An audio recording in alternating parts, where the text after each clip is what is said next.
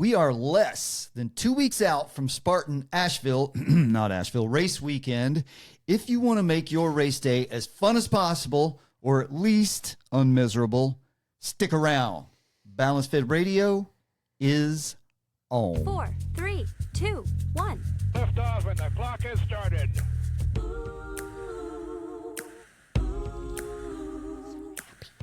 Hey now, namaste, word 'em up, and good day, BalanceFIT family, and welcome to BalanceFIT Radio.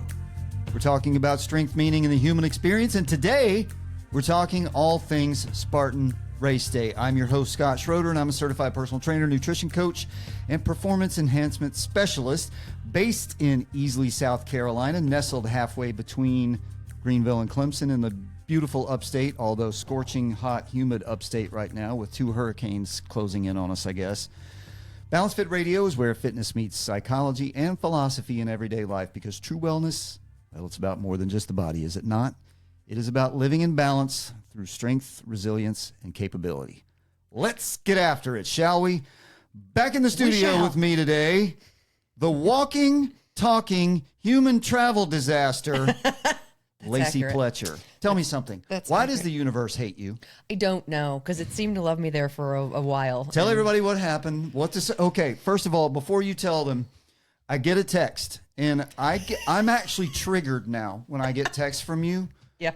When you know I'm traveling. And I got this one when I was training a client, so I didn't have my phone. I wasn't looking at my phone, but I dinged my watch, and I see your name and the opening line of, "You're not going to believe this shit," or "I can't make this shit up," or whatever you said. And I'm like, oh my God, she's dying again. I love exploding head syndrome, though, that you came up with. I'm like, that's a thing. I'm going to catch it. That is a thing.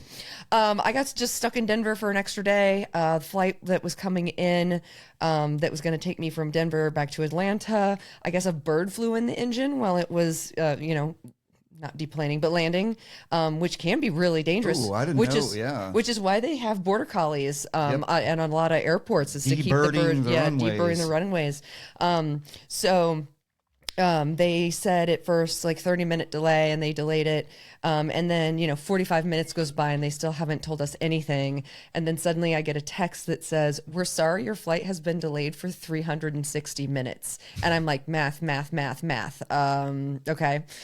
Which was an odd way to say that. But then I would have missed my connector. I would have ended up in Atlanta at 3 a.m., which that's worse than like finding a hotel in Denver right then at 5 p.m. local time. So yeah, bird flew in the engine. And I, when they made the announcement, I looked at the lady next to me and said, I feel like if it's a certain size or under bird, I'm okay with like still flying on this. Like if it's a sparrow? Like if it's under the size of a turkey, like maybe we can still get this metal bird in the air.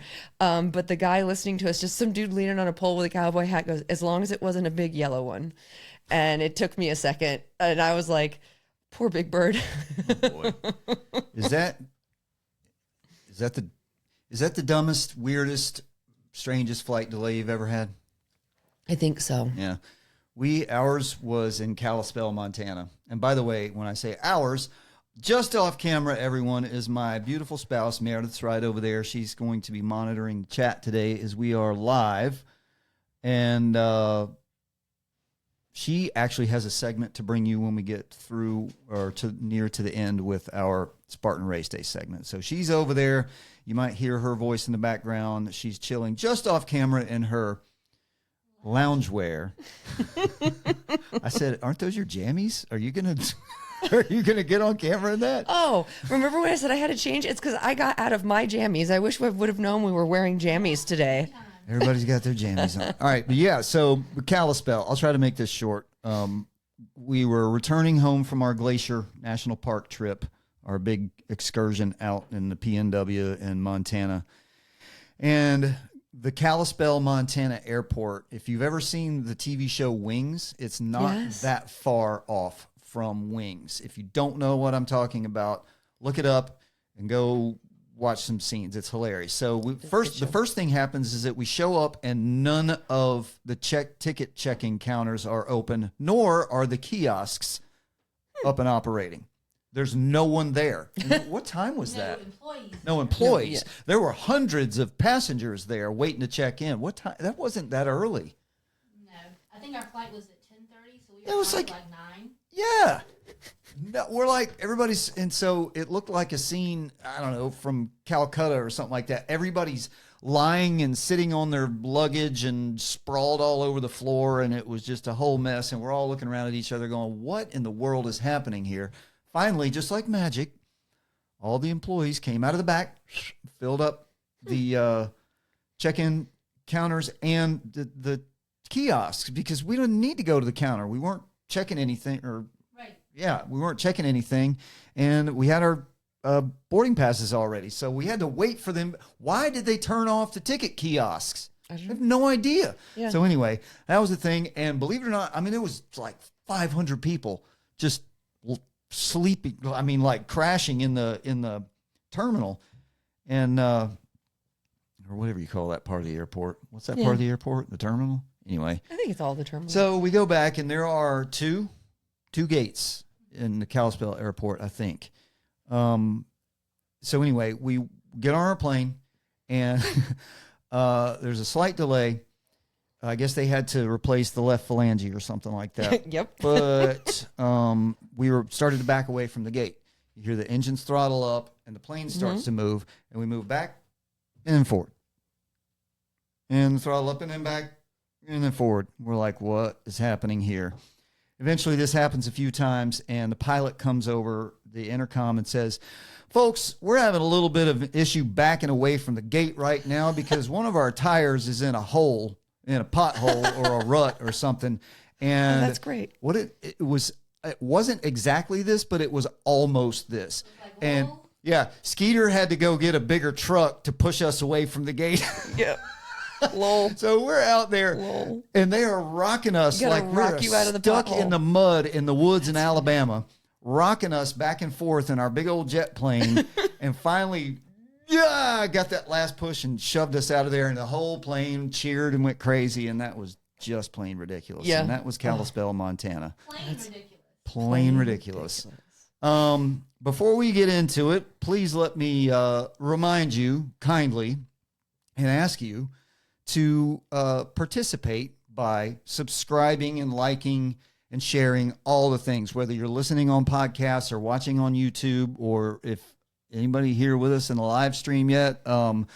It really helps the show grow. It doesn't cost you anything. You don't sign up for anything. Just if you're listening on podcasts, just follow the show on Apple Podcasts. I don't know what the button is on the rest of them, but just follow the show. It helps. Leave a comment, leave a review. Just click that little 5-star thing. That's all you got to do. And on YouTube, y'all know what to do with that same thing. If you subscribe to the channel, you will get more brilliance and entertainment like this, and it helps the show grow. So please do that. And also, if you find some value, some humor, some knowledge, some insights, whatever, then by all means share the show. Share the episodes with someone who you think might also benefit from it. So that's all I wanted to say about that.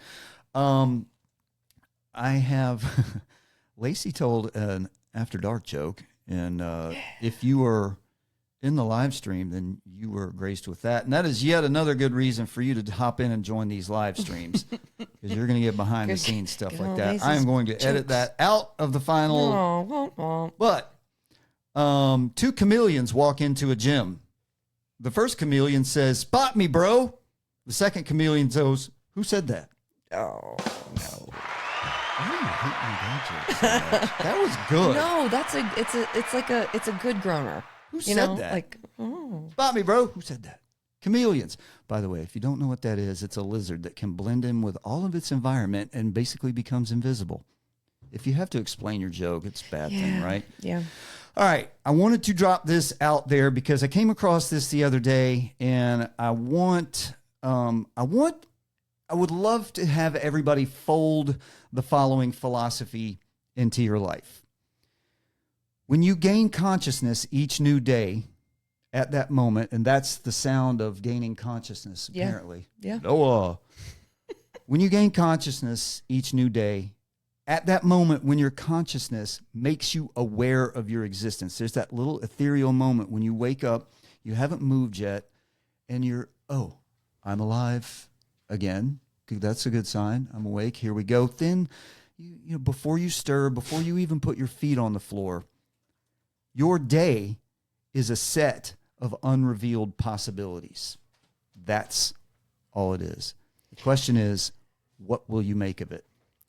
We're going to get into, before we get into the Spartan segment, the warm-up, questions, comments, corrections. I do want to address this because I was re-listening to the episode from last week. And yes, that is the thing. If you are a podcaster, or if you want to get into podcasting or making long-form content like this or anything, you should always watch what you produce or listen to what you produce. I hear people all the time that say, well, I don't listen to my old shows. I don't watch all that. Well, you need to, because you can self-critique. You can listen.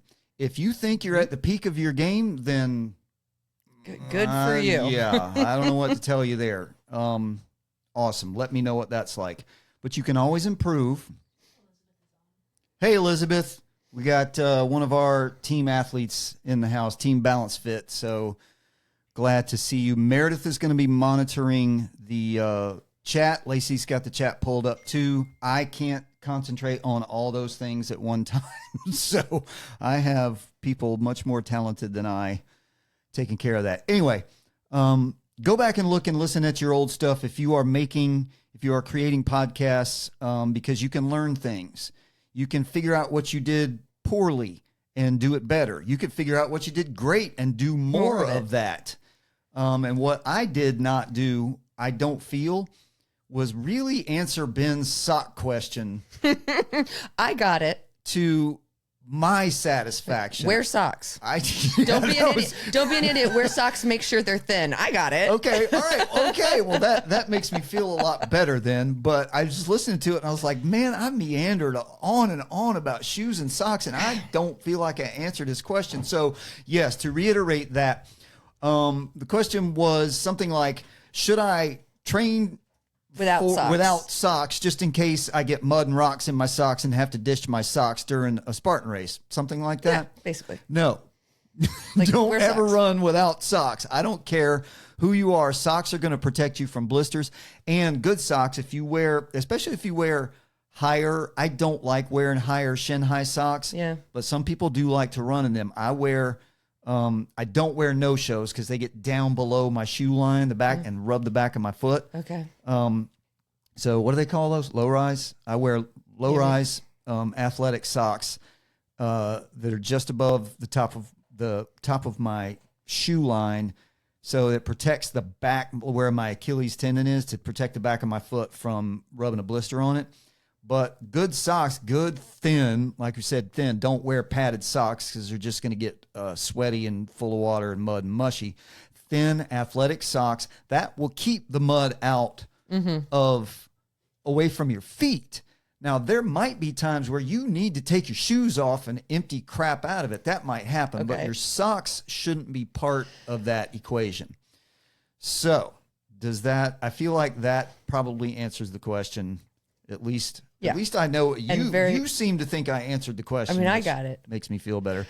The other thing I forgot, and it was in my outline, and I skipped over it to touch on regarding training, was not just training your grip, but training multiple grips and grip transitions.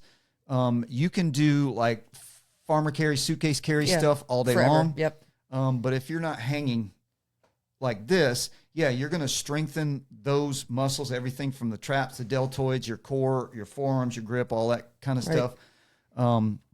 But you need to make sure that you're hanging, and you need to make sure that not only are you hanging with different grips, if you have that available to you, pronated, neutral, forwards, backwards, all the things. And if you have a gym that has stuff like this available, or if you have it like the cannonballs like I have. I was just about to say, holding on to those things is different. And boy, is that different. And train a pinch grip too. Whatever you can carry that's heavy, that you pincers like that, train your pinch grip. And Elizabeth, I've trained you on all those grips, and I've trained you on all those grips. I've trained you on all those grips.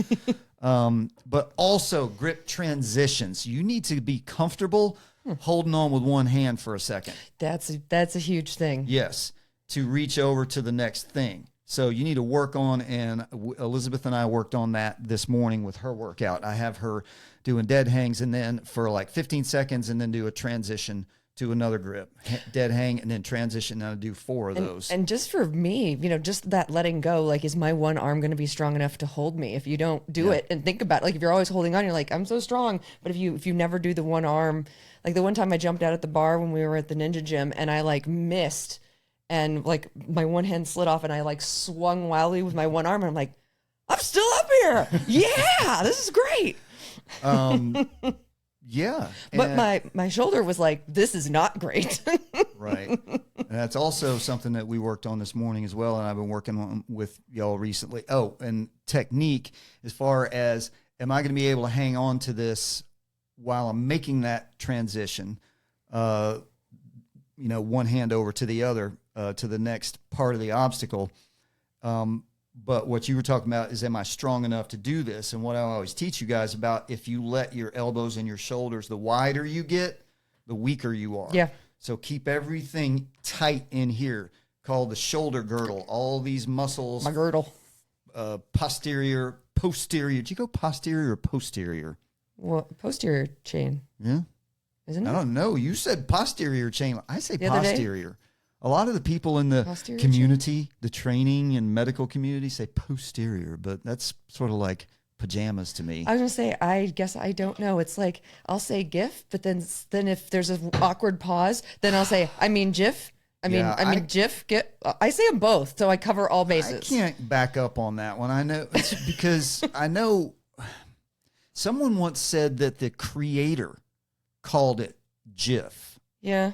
But not the Lord, Right. But the guy who created the graphic interface. That's what it is, isn't Yeah, it? it's a graphic interface, yeah. Well, graphic is a soft G, so I'm going with GIF. Mm-hmm. GIF.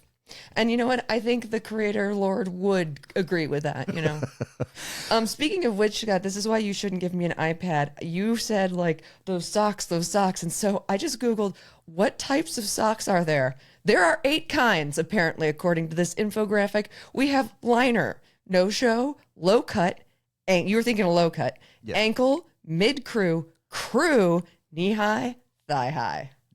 Thigh-high? That's not a sock. It's like That's a stocking. It's like, what happened to the rest of your pants? And look, I've got an infographic here to even show you where those are. So we got. You know what this reminds me of? When our daughter was 11 years old and went back to school after Christmas break in the 5th grade, and they handed out iPads to everybody, and I lost my mind. Like, what do you think these kids are going to do with this? Especially the girls.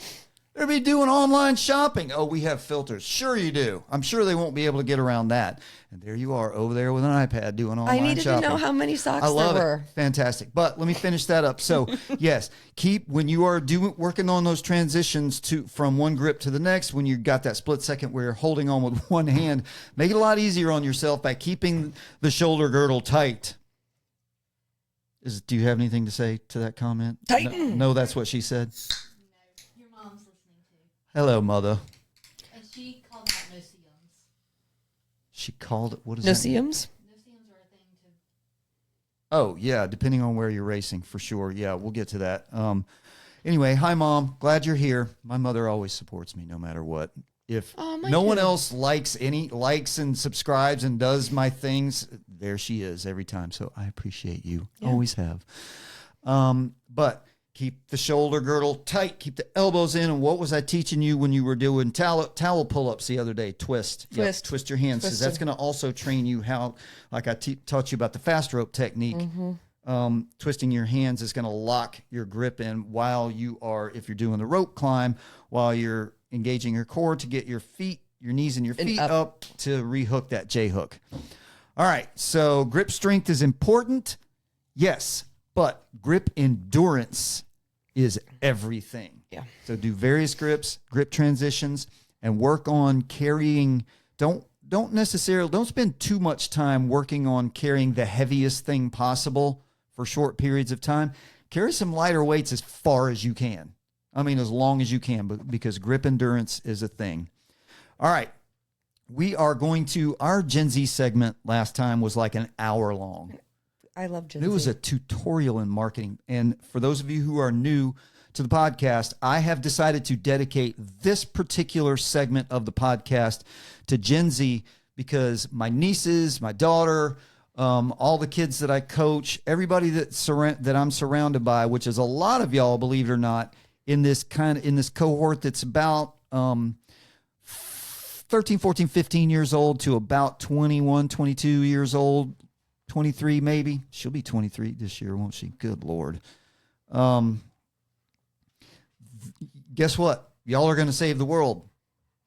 You might not want to, but you have to. And I think you're going to. I think you guys want to. You've watched a lot of crap going on in front of you that doesn't make any sense and is really stupid, and you see it and recognize it. So I want to use this segment of my podcast to help you with a little bit of mentoring, life advice, coaching things, because what did I say last week?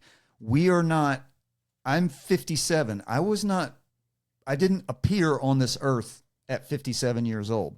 I've been every stage that you were and every stage that you will go through. So I've been through the wars and I've seen it, and I think I can help. So today I want to talk about something very briefly that is going to help your life. And what would you do if you weren't out making your life better or making the world better? So how do you make your own life easier? What is the best way that you can go about making your own life more friction-free and a little bit easier? Making the lives of other people less painful, because you're surrounded by other people, whether you want to be or not, all the time. You cannot get away from them. You cannot get away from them no matter what. So if you can take an opportunity. But I can try, Scott. If you can take, and see, this is a Zennial talking here who's tried to hide from the world. So don't go that way. Go the other way. You can't avoid people. You can try, but you can't avoid people. So try to do something to make their lives a little bit easier. I have a few topics for you. One of them is don't be someone else's obstacle, but that's not this week. We're going to get into that later. Today, I want to talk about communication, because two things have crossed our wake recently within the last couple of days, which I'm not going to mention specifically, that have made blood shoot out of our eyes because for no reason, for no good reason. And the reason is because the people involved did not use proper communication skills. And I don't mean, punctuation and syntax. I'm talking about actually communicating with people information that will be helpful for the universe to flow. Or one of those things where it's like, that would have been good to know yesterday. Exactly. So, I'll put it this way. I was a professional photographer, ran my own business for 17 years. And while I did that, I worked with hundreds and hundreds of clients, and I worked within the school system. Now, that is a whole different universe that operates on its own plane of existence. And constantly, over and over and over again, I would get one of two things. So I would have a shoot planned for weeks, if not months in advance, that I would disseminate details to the proper people. So no one was going to be in the dark. And when it came time for me to show up with my cameras, we're all happened. good. Yeah. Except that never happened. And then invariably the last second, somebody would be like, hey, can we do this? Or, hey, we're not going to be there. Or, hey, it's like, good Lord. So I've been. What? No pass at the gate. No pass at the gate. How many times? Okay. Our business was based in Bluffton, South Carolina, which is across the bridge from Hilton Head, South Carolina. Both of those places have dozens of gated communities. When I'm coming into your community to do a photo shoot that we've been planning for 2 months, and I text you a week and then 2 days before time and say, please make sure we have a pass at the gate. Yep, I'll call it in right now. We show up, there's no pass at the gate. What are we doing? You have just not calling passes in, irritated me. Instead of making me happier, then I would have. It got to the point where I would have done anything for anybody. You call me in a pass, I'd be like, oh, I might have given you a free photo shoot. Probably not. But anyway, so communication, you guys, it is the bedrock of all of organized humanity for the history of time that we have started to gather in groups. Communication. It was so important that the Rosetta Stone was created. They chiseled into a rock different languages from across thousands of years for people thousands of years in the future to find, to say, oh, this meant this and this meant this. So we can translate our present language to languages from 5,000 years ago. So that you can leave me my stupid pass at the gate. That's how important communication is to the welfare of humanity. So if something comes up in your life that derails your plans, which will happen, everyone understands this. All we're asking is that you let us know. And don't wait until the last second if you knew ahead of time. For example, 12 minutes before your personal training appointment, don't text me and say, such and such was sick all night, so I'm not going to be able to be there. Now, when you live 25 minutes away and you texted me 12 minutes ahead of time to say that this happened last night, so you're not going to be there, what did you think was going to happen? You knew about the bird and the engine within 45 minutes of it happening. That's right. Another thing that happened was, and again, I'm being real careful about not mentioning certain things because the details are irrelevant, but there was an important appointment scheduled in the orbit of our lives over the last couple of days. And a very, very important, meaningful appointment. And one party actually messaged the other party fair enough, well in advance, right? I don't know what you're talking about. I'm talking about what our friend called and ranted about last night with DJ. Oh, okay. But and so canceled. But it was at least far enough in advance that it didn't wreck anybody's day. However, then texted back or called back or whatever, like 5 minutes ahead of the original appointment. It's like, oh, I can be there now. I'll be there in 3 hours or whatever. It's like, no. No. We are moving on. That block of time has now expired and we're moving on.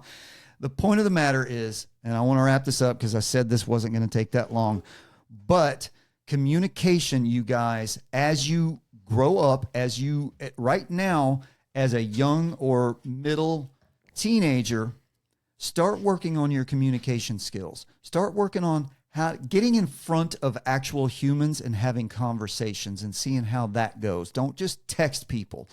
Texting is a necessary evil, but you lose context. You lose the oxytocin of the human communication or the human proximity being in front of somebody. You miss cues, verbal, physical cues, eye contact, all that kind of stuff. You can't see how epic my eye rolls are. Right?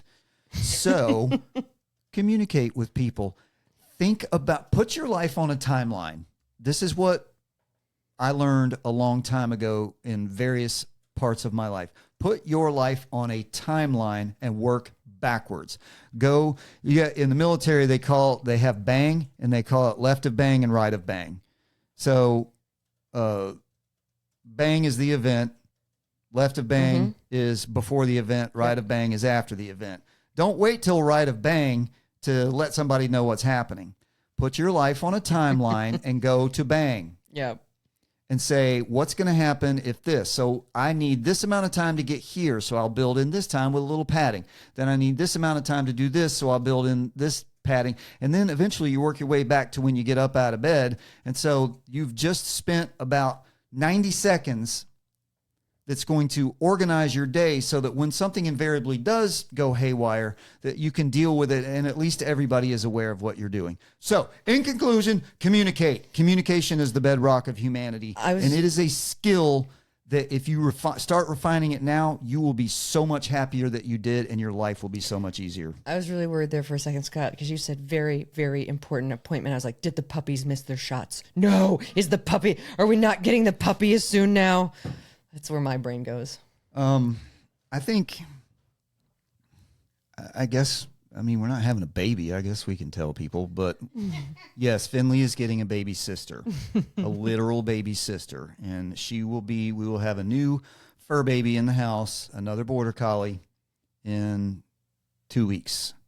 So we're getting mentally prepared. No, the puppies are fine. In fact, I'm going to visit to hold her for the first time on Wednesday, right after your session. You want to go with me?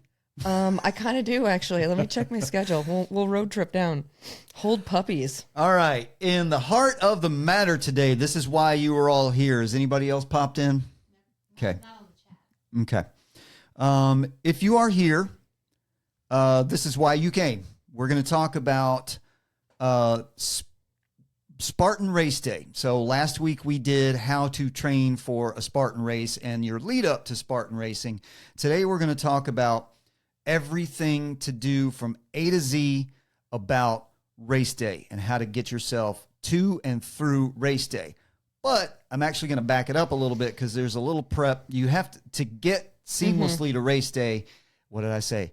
Put your life on a timeline and work backwards. So race day, like when So you race start, day is bang. race day is bang. We're going left of bang back to 2 to 3 weeks out. But before I do, I want to mention some very special, very important people in my life. And this is not tangential. This is very related to what we're talking about today. If you are in my area and you're interested in learning the sport of OCR, or if you're already in the sport of OCR and you want a good place to train, because there's not a lot of those. I live in Easley, South Carolina. We're about 20 minutes from downtown Greenville. And just on the other side of Greenville is a place that I worked for 2 years and helped to put the OCR program together there with Matt Johnson, who is the guru of OCR over there, and Grace and Brett, who built everything, all the obstacles over there. So if you need a place to train and you're in the Greenville, Spartanburg, Easley area, Clemson, Walhalla, anywhere like that, I want you to check out Motive School of Movement. Go to motivemovement.org and check out the website, and or stop by. It's on Webb Road over there, kind of like between Verde and what's the crazy busy road? I always forget the name of it. Woodruff. Woodruff. Right? It's like catty corner between Woodruff and I just said it and I can't remember. Verde. Yeah. So Verde and Woodruff, if you looked at it, if you know where that is, if you're in the Greenville area, it's right over in that part of town. But like I said, I don't need to tell anybody where it is. Just look it up. Motivemovement.org, Motive School of Movement. They got phenomenal coaches. The ownership is amazing. The community there, the people who train there are phenomenal. I worked there for 2 years and loved every second of it, and loved everything and everyone over there. So go to Motive School of Movement. It's a really fun and unique spot. It is. Also, some friends of mine, if you are in the Asheville area, so if you're up near in that neck of the woods, there's another place that you can go to with owned and run by folks that I know. It's called Triumph OCR. Go see Bethany and all of those people over there, and they will take care of you. They have an absolutely phenomenal facility. They have a massive warehouse style. It's just like the biggest playground in the world if you do anything tangential to gymnastics. Yeah. They got trampolines everywhere and spring floors and all the OCR obstacles and the ninja stuff, all that kind of stuff. So I wanted to make sure that I mentioned those two places. If you are in the Greenville, Spartanburg area, or go to Motive School of Movement to train. And if you're in the Asheville area, head over to Triumph OCR. All right. I'm going to address Bang. Spartan Race Let's Day go left. here. But before I do, prologue to this story, and it reminded me of this and I brought up our glacier trip earlier. We spent 8 days or something like that out west at Glacier National Park. We flew into Spokane, Washington, spent a day there, drove over, spent a couple of days in Sandpoint, Idaho, which was awesome. If you've never been to Coeur d'Alene, Sandpoint, that whole area is fucking beautiful. Schweitzer Mountain, by the way, the ski lodge on top of Schweitzer Mountain that we hiked up has the world's greatest ice cream sandwich. It is huckleberry ice cream with 2 big gingerbread cookies. Oh, wow. Oh, my God. Might have had something to do with a crazy hike that we did getting up there. We were so hungry, but it was phenomenal. Anyway, and then we drove on over to Glacier National Park and spent, I think, 6 days in the park, split between the east side and the west side. And Glacier is hard. It's hard to get to. Mm-hmm. It's very remote, and that's the thing that makes it so amazing. It is one of the most spectacularly beautiful, amazing, insane, hard to imagine places that you've ever been in your life. Yeah, you get there and you think, this is CGI. Right? Yeah. And we planned this trip for a year and a half. No, it wasn't that long. It was a year. No. Close to it, though. Maybe like 9, 10 months. 9-10 months. You could have just let me have a year. Anyway, we prepared because it's hard. It's packed, especially post-COVID. The park was packed. There's millions of people that go. You got to have reservations to do a lot of stuff. The trailheads are tiny. The parking lots at the trailheads are tiny. So you got to know when to go hiking. You need this information. You need to get there before dawn, or you need to know when the break is, when the transition is, when the super duper early hikers are leaving. Like, how long was the hike? When did they get there? When are they leaving? All right, I'm going to pop in and grab a parking space then. Is going to the Sun Road even going to be open all the way? It wasn't when we were there in June, because they get like 12 feet of snow up in Logan Pass, and it takes them months to plow that stuff away. It's crazy. Anyway, we learned a lot of, so we did our research, we did our planning, and we learned a lot of stuff while we were there, and I thought that I would share that with the national park community online. And I wrote this amazing, I call it amazing. I wrote a post, a very long post that was full of information that I thought was going to be really helpful. And I prefaced it with, this is how we travel. This is the kind of people we are. This is what we like and what we don't like. So if you're like us, this might help you. And I got 50% hate responses and 50% love responses. Yeah. And the hate responses were all based around, we just like to do things. We just like to go with the flow and go wherever the wind blows us. And we just want to get there and sit in an Adirondack chair and stare at Lake McDonald. And I'm like, cool. That's great. Yeah. Good But for that's you. not what we wanted to do. It's really, I may never get to Glacier National Park ever again. And this is stuff that I can't see or do anywhere near me. Yeah. I want to make sure that I'm spending as little time in my car as possible. Yeah. I don't want to be stuck in my car. I don't want to be circling a parking lot for 2 hours trying to find a parking space. I want stuff that's timed so I can maximize my enjoyment and all that kind of stuff. I say all that to say this. This is information for people who might be like me and want to be a little more organized. Yep. And informed going in. Into this. If you are not, if you just kind of like just want to wing it and you just like hitting the trip, not doing any kind of training and prep and just hitting the course and going after it, good for you. If you're good enough shape to do that, I mean, yeah. So hats off to you. I just wanted to get that out of the way first. All right, here we go. Woo-hoo. So Spartan OCR, tactics, techniques, and procedures for race day, and a little bit left of bang. Tested and proven effective by yours truly. Yeah. All right, I want to start at 2 to 3 weeks out. So we've trained, but there is prep stuff for race day that we need to do 2 to 3 weeks out. Thing number one, I want you to go outside and get some sun. Or if you're racing in Montana, go, I don't know, jump in a cold lake or something. Yep. Get wet, get cold. But relating to the Asheville race that we're doing here at the end, the first and 2nd of August, it's been 1,000,000 degrees around here for a month now. And so it's going to be hot and it's going to be Probably still humid. gonna be. Although last year we had a cold front come through, and if you raced Asheville last year, you remember it was like 68 degrees in August during race time. It was so nice. Cloudy.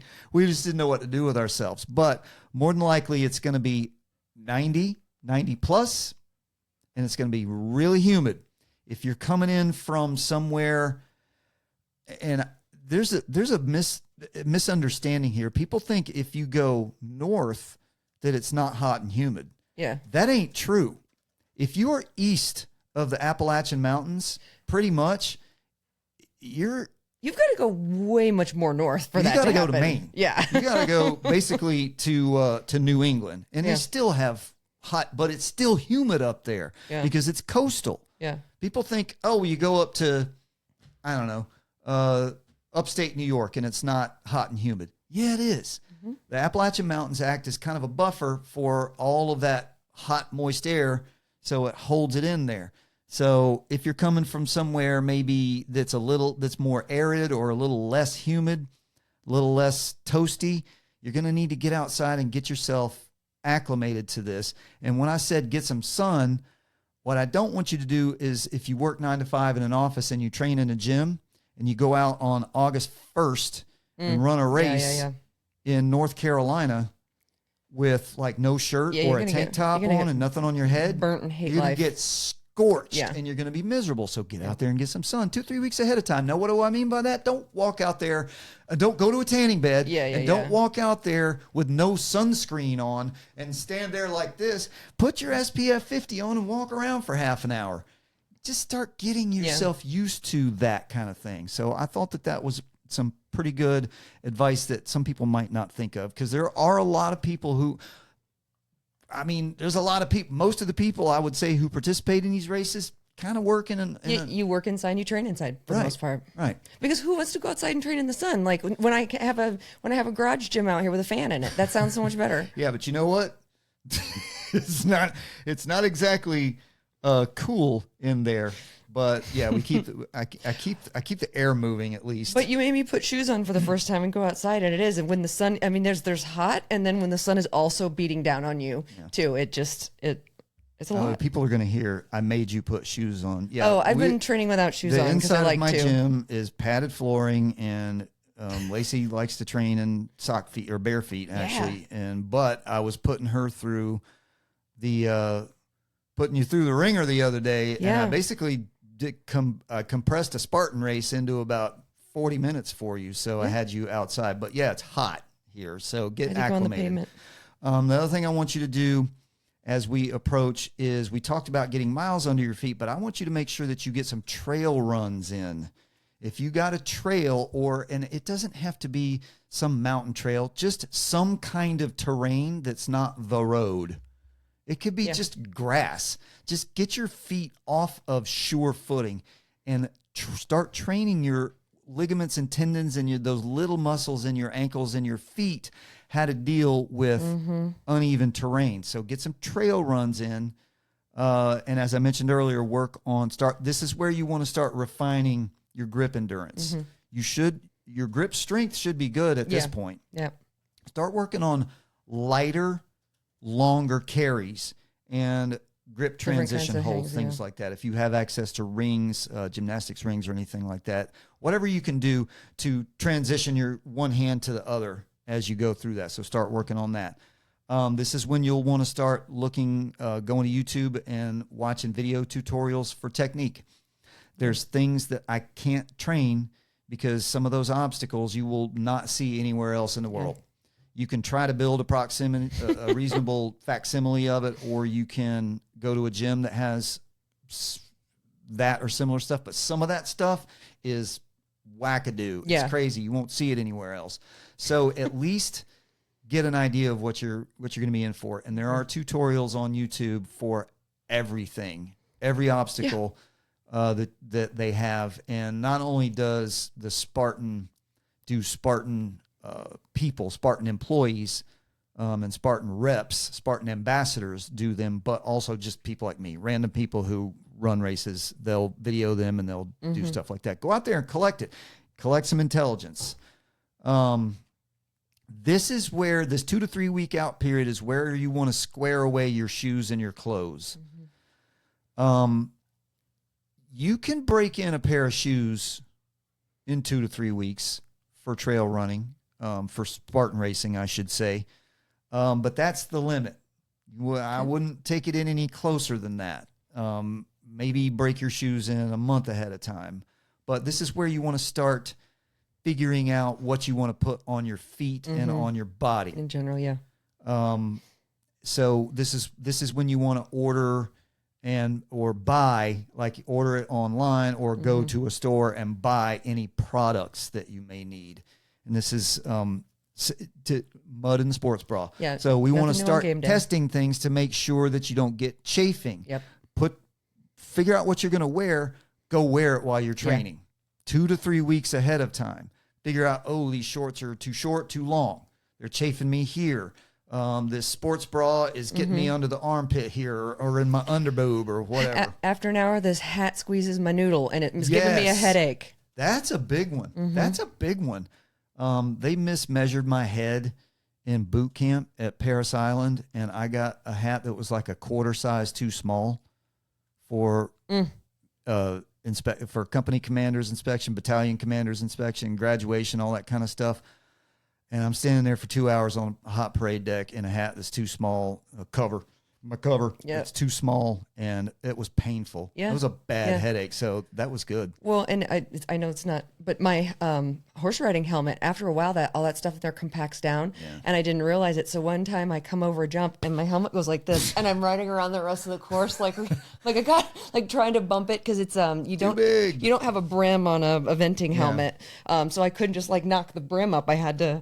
So yeah, I always think about what's going on in your noodle. Yeah, that was what's going good. on in your So head. if you're gonna have now, they're gonna give you a headband bandana. identifier to race in. So, but if you want to wear a hat, you can put the headband over the hat, and that's a good idea to keep you, if you have a head like mine, to keep yourself from getting scorched to death. I also have, I wear in these hot summer sunny races, I have a skull cap that I wear. Yep. Because this right here, that does not do well in the sun. A beacon that just attracts the sun, and it's such a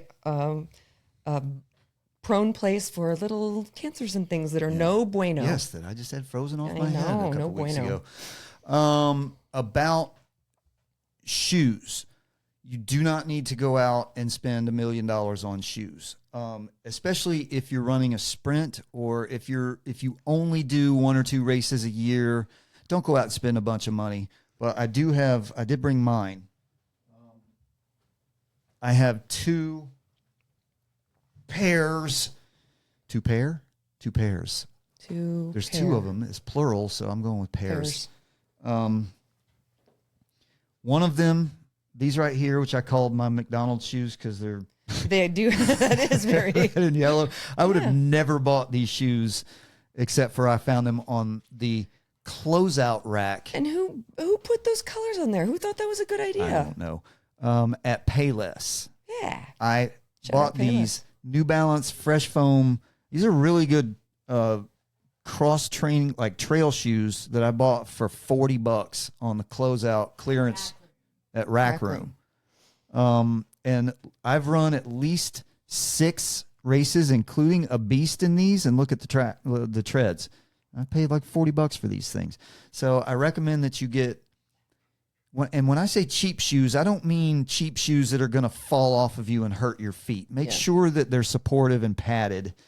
I'm sure my mother will have something to say about supported padded feet shoes, which she yelled at me for all of my life. Now, this is the other end of that spectrum right here, and I bought these when I started getting a little bit more serious about my racing and running age groups and competitive heats and things like that. These are Solomon Speed Cross 6s. Those things have better grip than my tires. These were $160. They're hyper lightweight. They dry out really quickly. They drain water pretty well. The laces are elastic laces that tuck into the tongue, and they're padded, and they have, for the terrain, especially that we're going to be on in a couple of weeks, it's all muddy and hilly and whatnot. Those right there Lots of traction. are really good. Now, these are this model is probably, I don't know, 4 or 5 years old at this point. So this is not the top of the line. That's not what I'm saying. But I did go spend a lot of money on these because I was racing more competitive heats and multiple races. If you run multiple races in a weekend, if you do a trifecta weekend and you do all 3 races, you're going to need multiple pairs of shoes, or else you're going to be spending a lot of time doing shoe laundry. So figure out your foot gear and do it at this point, not the week of the race. And I'm going to get to that line about nothing new on race day soon, but that's why we're doing this here. And as I said, this is when you not only do you want to test out all of your clothes that you're going to wear, but this is where you want to start testing food and hydration stuff too, and make adjustments. So break in your clothes, test your food, because I'm going to get to this when we get to race week. You're going to want to start sliding your macros a little bit when we talk about topping off your glycogen tank and dropping some of the fats and doing all that. So this is where you want to start testing out what you're going to eat and what works best for you. And you can make adjustments at this point. Right. So find out if all that oatmeal was way too much fiber, ahead of time. And first aid supplies. Also, this is when, so give yourself, we're still way left of bang, still give yourself plenty of time to get your first aid supplies that you're going to want to take in your go bag, which I'm going to get to here in a minute. And this, I touched on food, but this is where you want to dial in your food and hydration routine. And in my notes, I have the word routine underlined and highlighted, because routine is important to get you to race day without having horrible, horrible things happen to you. So build your routine. Start eating at the same time. Start hydrating the same way. Start getting yourself to where you eat a little bit more of the same foods at this point in time to get your system used to what you're going to be doing. So get your sleep in order. And your sleep. So this is where you want to start setting your baselines and making adjustments for nutrition, hydration, sleep, and clothing and footwear. So that takes us to the next segment. You got any questions, or has anybody got anything about all of that? I don't think so. All right. That takes us to race week. Race week. Things are starting to get exciting, and we have to start making some adjustments. Some of the butterflies are going to start going. You get excited about race week. And you got to make sure of a few things. This is taper week. That means you're going to do less things. If you're a psychopath like me with training, this is going to be the most discipline that you will ever have to have. And that is the discipline to not. Yep. Especially, and I think I told you the last time I did a big taper before a triathlon, I was driving people crazy. I had so much energy, and I just was not doing the big long runs and the long bikes and anything anymore, that I didn't know what to do with myself. And I was like, hey guys, what are we doing? What's going on? I was a border collie level of like annoyance with something. Because I was so cranked up and ready to go. Yeah. And if you're like me, the thing that you worry about is getting out of shape or losing your gains. Can't lose the gains, Scott. It's not going to happen. Yeah. What's actually going to happen is that all of that crap you've been putting your body through, all the breakdown, all the catabolic damage you've been doing to your body, hopefully you've been dialing in your nutrition so that your body repairs itself, but you're breaking it down. What this week is going to do is allow it to heal, and it will get stronger. Right. When you come back to training after a deload or a taper, you're going to be stronger. You're going to lift more weights. You're going to run faster. You're going to do all those things because you have allowed your body to repair itself. And it's going to feel amazing. It's going to feel so good. So during this time, I want you to back off of any heavy weight training, any long runs, or any intense runs, any high intensity interval stuff, sprints, any extreme hill running or anything like that. Back off of that. We're still exercising, but we're backing off. So we're going to do calisthenics instead of heavy weight training. Loaded carries.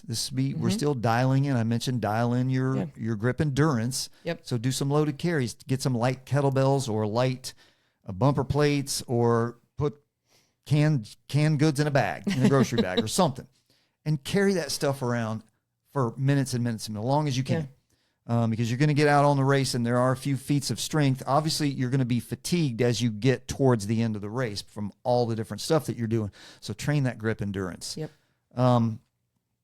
And walking or light jogs only. Stay on your feet. Keep yourself moving. Keep your body, you've regulated your body to a certain point, so don't get dysregulated. So keep yourself moving. Keep your feet moving. Go for walks and light jogs. You can still run, but don't push it. And also trail walks. Get back out, get out, get your feet and your ankles. Keep the ankles going. Yeah, used to that. Now, I don't want you blasting through the trails because I don't want you to break your ankle 4 days. Or ever. Really. But 4 days before a race. Which brings me to this. I am going to, I pulled this up. I want to share my screen. So if you're listening on podcasts, you're going to want to go find the video because I'm about to show you something. Whatever you do during race week, stay away from trampolines. Oh, is this what I think Trampolines are the devil. So here it is right here. This is security video footage of me 3 days before Newberry.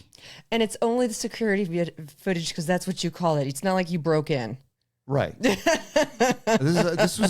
is at Motive School of Movement. This is where I worked, and this is where I trained, and I was there. The only reason I was there is because I just wanted to keep moving. I wanted to do something, right? So this is why this whole segment is in the thing here. So before I show, all right, you know what? Can you see the little one on top of the bigger video, or do I need to share a different tab?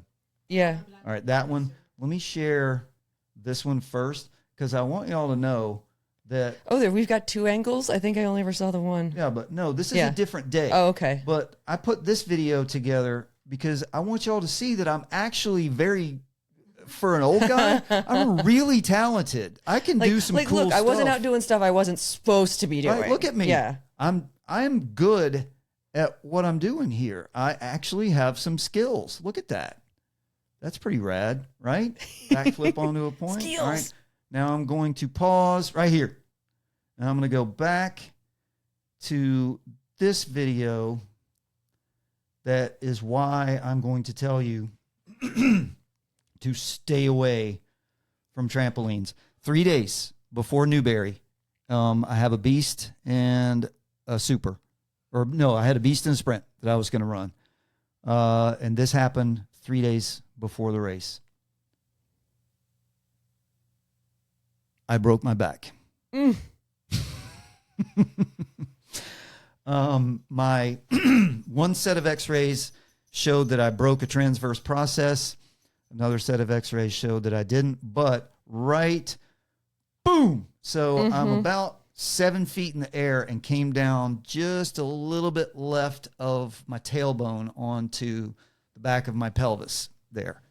And right underneath that yellow pad is a steel frame. And that yellow pad's about that thick. And I have never felt pain that bad in my entire life. I landed on it once with my feet from like 1 foot in the air, and it was painful. So and here's me getting up. You see my face? Yeah, suddenly you're like, something ain't right. The grab right there. That's where I grab, and I'm like, something ain't right. This, and by the way, that was almost 2 years ago, and I still feel that. Yeah. So I jacked up my sciatic nerve there and did some damage. So don't do stupid. Stay away from trampolines in race week. Maybe most people should probably stay away from trampolines in general. Yeah. But the moral of the story is don't do unnecessary things during race week. Don't go take chances with your health during race week. All right? Fair enough? Good. Nutrition. This is where we really want to dial in. We started getting our nutrition routine together, but this is where I want you to start dialing in your calories and your macros and start sliding your meal times a little bit earlier. Now, a little caveat here is I am actually doing this based on an early start time. Yeah. If you're running any of the competitive heats, you're going to be running super early. And most people don't do heavy workout or exercise stuff early. Their body's not used to it. That is something. And it will throw your system off. Yeah. So if you are running if you're running an open heat or a later in the day race, this probably won't affect you as much. Although later in the day, though, Scott, if you are eating and then your race is like 30 minutes before you would normally eat another meal, and like you're coming out hungry, you've got to start to kind of retime that and shifting those things around. Let me address that real quick. You should fuel up. Your main fuel meal before your race should be about 2 hours ahead of your race, and it should consist of extremely low fats, if any fat at all. I'd really prefer no fat for a pre-race meal. A moderate amount of protein, not heavy on the protein, and a whole lot of carbs.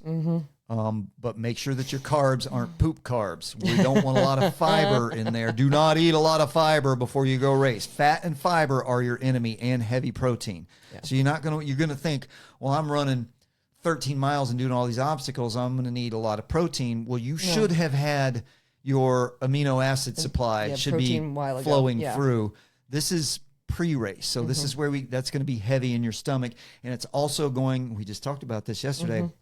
It's going to redirect all your blood flow to your stomach region and away from the extremities, and it's going to cause all kinds of issues with that outside of GI issues, which high fat and heavy proteins are going to cause GI issues with that. And kind of like maybe stay away from the dairy. I'm going to say, but don't you worry, cottage cheese. Right after the race, I'm coming back for you. But when I say whenever you're racing, if you are running at 2:00 in the afternoon, God bless you, because this race it's going to be 1,000,000 degrees. But that's where you want to slide your pre-race fuel meal into, and that's what you want it to consist of. So you want to eat like at noon, and if you have to make yourself a bowl to take with you in the car or something like that, then you need to do that. Don't underfuel because you didn't eat close enough to the race. So you ate 5 hours before the race and your glycogen dipped again, your blood sugar dipped again, and don't eat half an hour before the race. And you know what I'm hearing in here, Scott? It's like we've got 2 weeks, 1 week out. So we've got our bang is bang, but we've got like the left week of bang, and then we've got like mini bang race day of thinking about like, okay, I'm going to wake up at this time and I need to eat and like all of that. So we got mini left of bang in here. Yep. On game day. All right. So dial in the calories. You're going to be tempted to do weird things with your food. Don't overdo, because guess what? You're not training hard this week. Sorry, like make it put on a wig and dance the cha-cha. Don't do that weird shit with your food. I'm sorry, I couldn't help it. But people are getting up to towards race day, and they're like, "Oh, I need to eat 3,000 calories and do all that." No. Don't load. I need a carbo load. Yeah. I'm going to get to that in a second. Do fight all of those urges. You need to actually make sure that your calorie consumption is commensurate with the work that you're now doing, which is way less than it has been. So take it easy and make sure that your macros are, once again, we're starting to taper off the fat content, but we still need it. Now, let me ask you something, Scott. Do you find that hard? Because I know when I'm eating at a certain level and working out at a certain level, but then I taper down and I try to take my food back, I am hungry. Like I am still hungry because my body is like, hey, we're working out a lot. And I'm like, no, body, it's been 2 days. We're now just working out a little, but I'll come back. Yeah. But I'm hungry. Well, the solution to that is eat often. So take your daily calories, whatever that number is 2,000, whatever your calories are, and eat 5 times a day. Split them up, eat 5 times a day. Don't go long stretches without eating, so that you're going to be a gremlin when you get to your next meal and you just eat all kinds of crap you don't need to be eating. That's a good question. Good point. So that would be the recommendation for that. Take your total calories for the day that you're going to need for maintenance, because you're maintenance right now.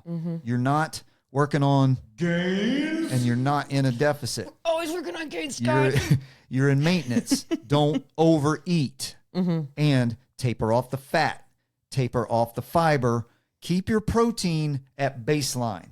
So don't cut protein, don't add protein. Keep your whatever, it should be somewhere around 30 to 35% of your total calories. Keep it there. Take the calories that you cut with fat and add them onto your carbohydrates. But we're not adding calories. We're borrowing the calories from the fats and putting it over into the carbs, which is going to actually allow you to eat more, because the calories in fat is more than double the calories in carbohydrates. So if there was ever a time to peanut butter responsibly, it's absolutely during that week. It's too much fat. Yeah. I mean, no. So responsible peanut buttering. Responsible peanut butter. Responsible peanut buttering that week is almost no peanut buttering. Yes, we're always promoting responsible Meredith, peanut we need to get some merch going with that. Store. So that is dialing in your calories and your macros. And as I said, start sliding your meal times a little bit earlier now. Don't try to just eat all of your meals early the day before the race. Just start sliding. If you typically, let's say, okay, for me, my my age group super on Saturday, 2 weeks from yesterday, is at 7:45 in the morning. It takes me about an hour to get to the venue. But I'm going to get there. Yeah, I'm going to get there as early as I can. Yeah. Whenever they open the gates, I'm going to get there because I got to get checked in. Although at that point in time, the check-in lines aren't bad, which I'm going to cover that here in a second. But I need to get there. I need to stow my gear. I need to get myself ready, and I need to warm up. Yep. So I need that time. So I'm going to have to leave here. I'm going to have to leave home at... I'm going to have to get up at like 4. Yeah. Well, and 2, which means I'm going to need to eat at 4:15. Yeah. Right? What were you going to say? I was going to say, and you know this venue too. So for somebody that doesn't know the venue, like you've got to bake in a little time to probably get lost a little bit, get your surroundings. And I know they do a really nice job of laying it all out, but it can still just be, daunting to go into a new place that you don't know. And it's like, oh, parking here, parking there. I turned down the wrong thing, especially when I was going there with a horse trailer. I was like, I do not want to back this horse trailer up. And the point of that is control the things that you can control. And that's why I'm doing this right here. Yep. If you're one of those that we talked about, like, I'm just going to kind of wing it, great. But you start running into issues when you do that you didn't foresee in your devil may care take on life. In the parking lot. But start sliding those meals a little bit earlier. So if you eat dinner at 7 o'clock in this week before, start eating dinner at 6:50. Then the next day, eat it at 6:30. Then before you know, you're going to get to where, and I'm sliding all of my meals. Yeah. So, you can't disrupt your schedule too much with your job and your life and your kids and all that kind of stuff. But start sliding all of that stuff so that it's not such a shock to the system. The meal slide. Slide to the left. So it's not such a shock to the system on race day when you get up and you try to eat something at 4:30 and you just like, your system's like, no, I can't do this. And hydration. I don't care how hot it is at this race. If you're a heat casualty, I scoff in your general direction. Don't want to hear it. Yeah. There are, for the last 30 years, there have been Marines in the desert where it's 130 degrees, wearing 60 pounds of gear and full battle rattle, not dying of heat prostration because they know how to hydrate. Yeah. That's an extreme example. But what I want to say, and Shane's here. Is Shane here? I just saw him wave. Unless that's on my, so maybe he just waved on something else. Anyway, that's on my hydration. All right. Yeah, I don't want to hear it. If you dehydrate, if you become a heat casualty, cramps, dehydration, anything like that on race day, that's your fault. You've had a lot of time to figure this out. Yeah. So How do you avoid that? Well, you need to be drinking 80 to 100 ounces of water. If you live where we live and if you train like we train out in the heat, you need to be drinking more water than that. And you also need to be, there are electrolyte supplements. And we've talked about electrolyte supplements in the past, and I generally don't espouse them because most people don't need them. Yep. You get most of your electrolytes not endogenously. You get it from food. That's exogenous, but you get it from food, or your body does produce this stuff on its own. But you get most of that if you're eating a reasonable diet of whole foods and stuff. You're going to get most of the electrolytes that you need. But if you're over the top with heat and you're sweating a lot, you do need to replace that stuff. Yeah. So if you don't want to spend $30 on Element or whatever else, which is basically salt water with lemon, make your own. Yeah. You know what you can make it with? Salt, water, and lemon? Yes. Hey, A+. That stuff's real cheap. Yeah. You can make your own and it tastes just like it. Yeah. Fill your water bottle up, put like 2 ounces of lemon juice in there and about a teaspoon of salt. Like sea salt or just salt? Doesn't matter. If you have thyroid issues, use iodized table salt. Kosher salt, sea salt, all that stuff is either low or no iodine. So there's a little health tip for you. I had to learn that recently. And the day of, I'm going to get to day of hydration here in just a second, but you should be, you can't be drinking beer and whiskey and eating fried chicken the week of the race and then get to like the night before you start chugging water.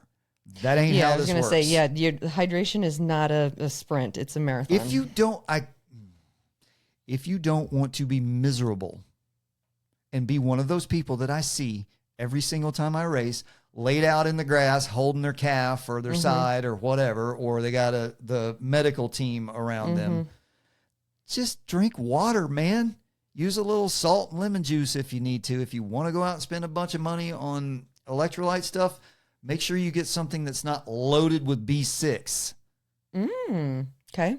B6 in megadoses can cause peripheral neuropathy. It can really be dangerous. That sounds bad. What is that? It's awful. It's a nerve disease that causes severe pain permanently. And we don't want that. Limits mobility. So this was discovered when people were megadosing electrolytes. Like, YouTube said I need electrolytes, and that influencer said I need electrolytes. So I'm going to have all the electrolytes. So look at your labels. B6. If you see any kind of megadose, like more than 5 milligrams of B6 in a dose, take it easy. And don't buy it. And if it does have B6 and if it's 5 milligrams or less, don't take 5 doses of it a day. You're probably going to be okay. The max safe level of consumption of B6 is about 100 milligrams per day, but people were consuming more of it because of these electrolyte powders. Yeah. But there are cases of peripheral neuropathy in people that were taking way less than 100 milligrams of B6 a day. Tell me if this is true for you, Scott, as far as electrolytes go, because I know you say a lot of people don't know. I know personally I'm a person that needs a little bit extra, and I can tell, like, when I'll just go throw some salt under my tongue, and when I start to immediately feel better, I'm like, you idiot, you need your electrolytes.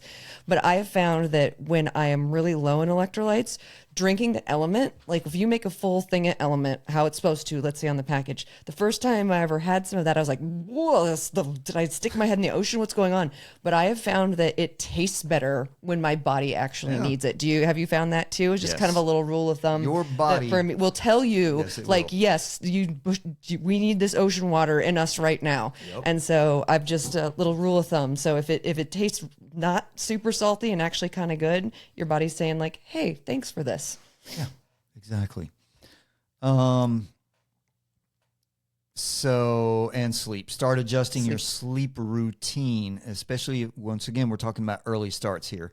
You got to get up at 4 o'clock in the morning one day, and you're used to getting up at 6:30 in the morning.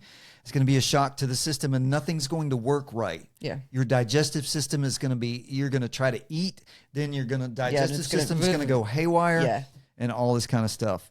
So you don't want that to happen. So start adjusting your sleep routine, just like we slid our meals. Start sliding your bedtime. Go to bed a little earlier, get up a little earlier in a commensurate fashion. Okay? Cha-cha that bedtime real slow. That's right. If you didn't get that, you've never been to a wedding, I guess. I had wedding flashbacks to that one. And right here, this is where you're going to start working on your calluses. So hopefully you've been lifting without gloves. I was going to say, when you're talking about grip, I'm like, and what about my little precious baby hands? And swinging without gloves on rings and doing things like that. I need you to take off the gloves and use chalk if you need to for grip, but you've got to build up these calluses. But there's another side to it. You do not want your calluses to rip off in the middle of a race. Hurts. So this particular time of prep, the week before, is when you're going to start filing them a little bit. Taking care of your calluses. Take an emery board. Yeah. Be gentle and file some of that big dead callus off of there. Don't file it all away, but make sure, because when you grip, what's going to happen is your skin pinches up right there, and it's going to rip that callus off. Because it's like a hard knot, like it's a whole entity, so it just comes. So, but not only do I want you to file it down, I want you to moisturize them a little bit too, because they're not going to rip off if they're pliable. If they're all hard and crusty, you may think that's good, but it's not. It's going to rip off. Also, not just your hands. You can get calluses on your feet too if you've been running. Some people, you might get them, depending on your gait, your footfalls, you might get them on the pads of your feet behind your toes or on your heels. I get one. I forget if it's normal or weird if your middle toe is longer than the rest of them. Thompson toe. Is that weird? I actually think it's quite common, so I don't think it's weird, but it's not what it's supposed to be. Yeah, I mean, it's not like it's just a little bit, tiny little bit longer than my big toe. So the end of that, the end of that toe gets a little callus on it. So I take nail clippers and I clip it off and I file it a little bit. So take care of your calluses. All right. Any questions about any of that? So I also need to make a correction, because I was like, it's called Thompson toe, right? It actually means it's Morton's toe, but it's mistakenly referred to as Thompson toe often. So there you go. I learned something today. Something new every day. We are now 2 days out. 2 days out from race day. I want you to do this 2 days out. Not 1 day out, not 3 days out. Specifically, 2 days out. I want you to trim your nails, your fingernails, and your toenails. Now, for someone like you, what does that mean to you? Let me see your nails. What are you going to do? Well, I wouldn't have gotten them done, right? Like that's the thing. I wouldn't have gotten them done. But what does that mean to me to get them trimmed? No, I mean that's because I know that you have those nails. I know I've got these what are you going to do? You wouldn't have. I would have gotten rid of them. Yeah. No, I would have. I would keep them a lot shorter if I needed to grip onto things. And why do I want you to trim your nails 2 days, not 3, not 1, not 4, not on race day? Because you got to give it time to like kind of adjust and whatnot. Because more of your fingers, if you have long fingernails or toenails, more of your finger or toe is going to be exposed, and so you need to have a little more time also, with that to be out there. Things can happen. You might cut a nail a little short. Cut a cuticle. Give it a day or so to grow back a little bit, so it's not going to be like needles every time you touch something with that finger. 2 days out. And the same. It's like, but I would say I've made this mistake. I got a haircut like 2 or 3 days out. And if you're a woman and I cut bangs, and I cut my bangs a little shorter than normal, and they used to fit in my ponytail, and then suddenly they didn't fit in my ponytail and I didn't bring a headband. And so I'm sheepdogging it like through my whole like race and hating life, because then you get so sweaty and it flops you in the face and whatnot. So you're talking about cutting things, but not your hair. All right. And this is where you want to make sure, and this is where I'm going to talk about carb loading. You want to make sure that you keep your calories and your protein, consistent, but dial up the carbs, cut the fat and fiber. This is where we're getting your body. You've already started slowly adjusting. Now we're going to make sure that we're right in the zone where we need to be, because this is where you need to top off your glycogen stores, because you've been doing light exercise, but you've been doing exercise. You've been walking, you've been doing things like that. So you're still using glycogen.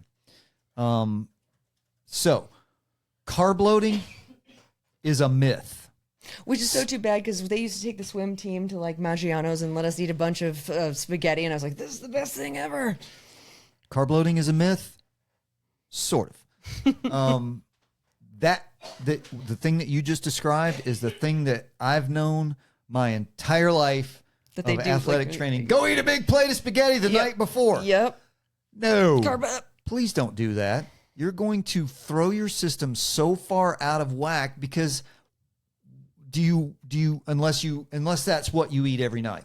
I guess I gotta make a lifestyle change. So that kind of carb loading, Yes. when you say carb loading, that's what people think of. Yeah, because that's what they did to us in high school. On my generation, Right. it was like carb loading was going out and having.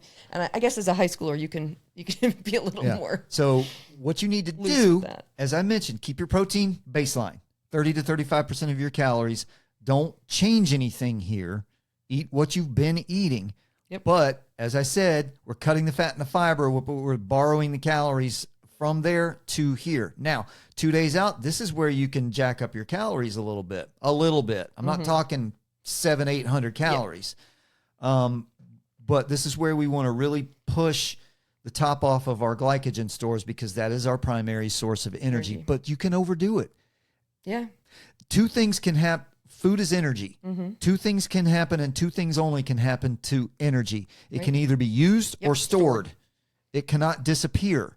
So your body is, when you eat this food, your body's, the mechanisms, your liver and your kidneys and all your stomach and all the things, your veins and your organs and your hormones are going to push those nutrients where they need to be in an order of priority, whatever needs it the most. So your glycogen stores, it's going to go to your muscles. It's going to top the tanks off and do all that kind of stuff.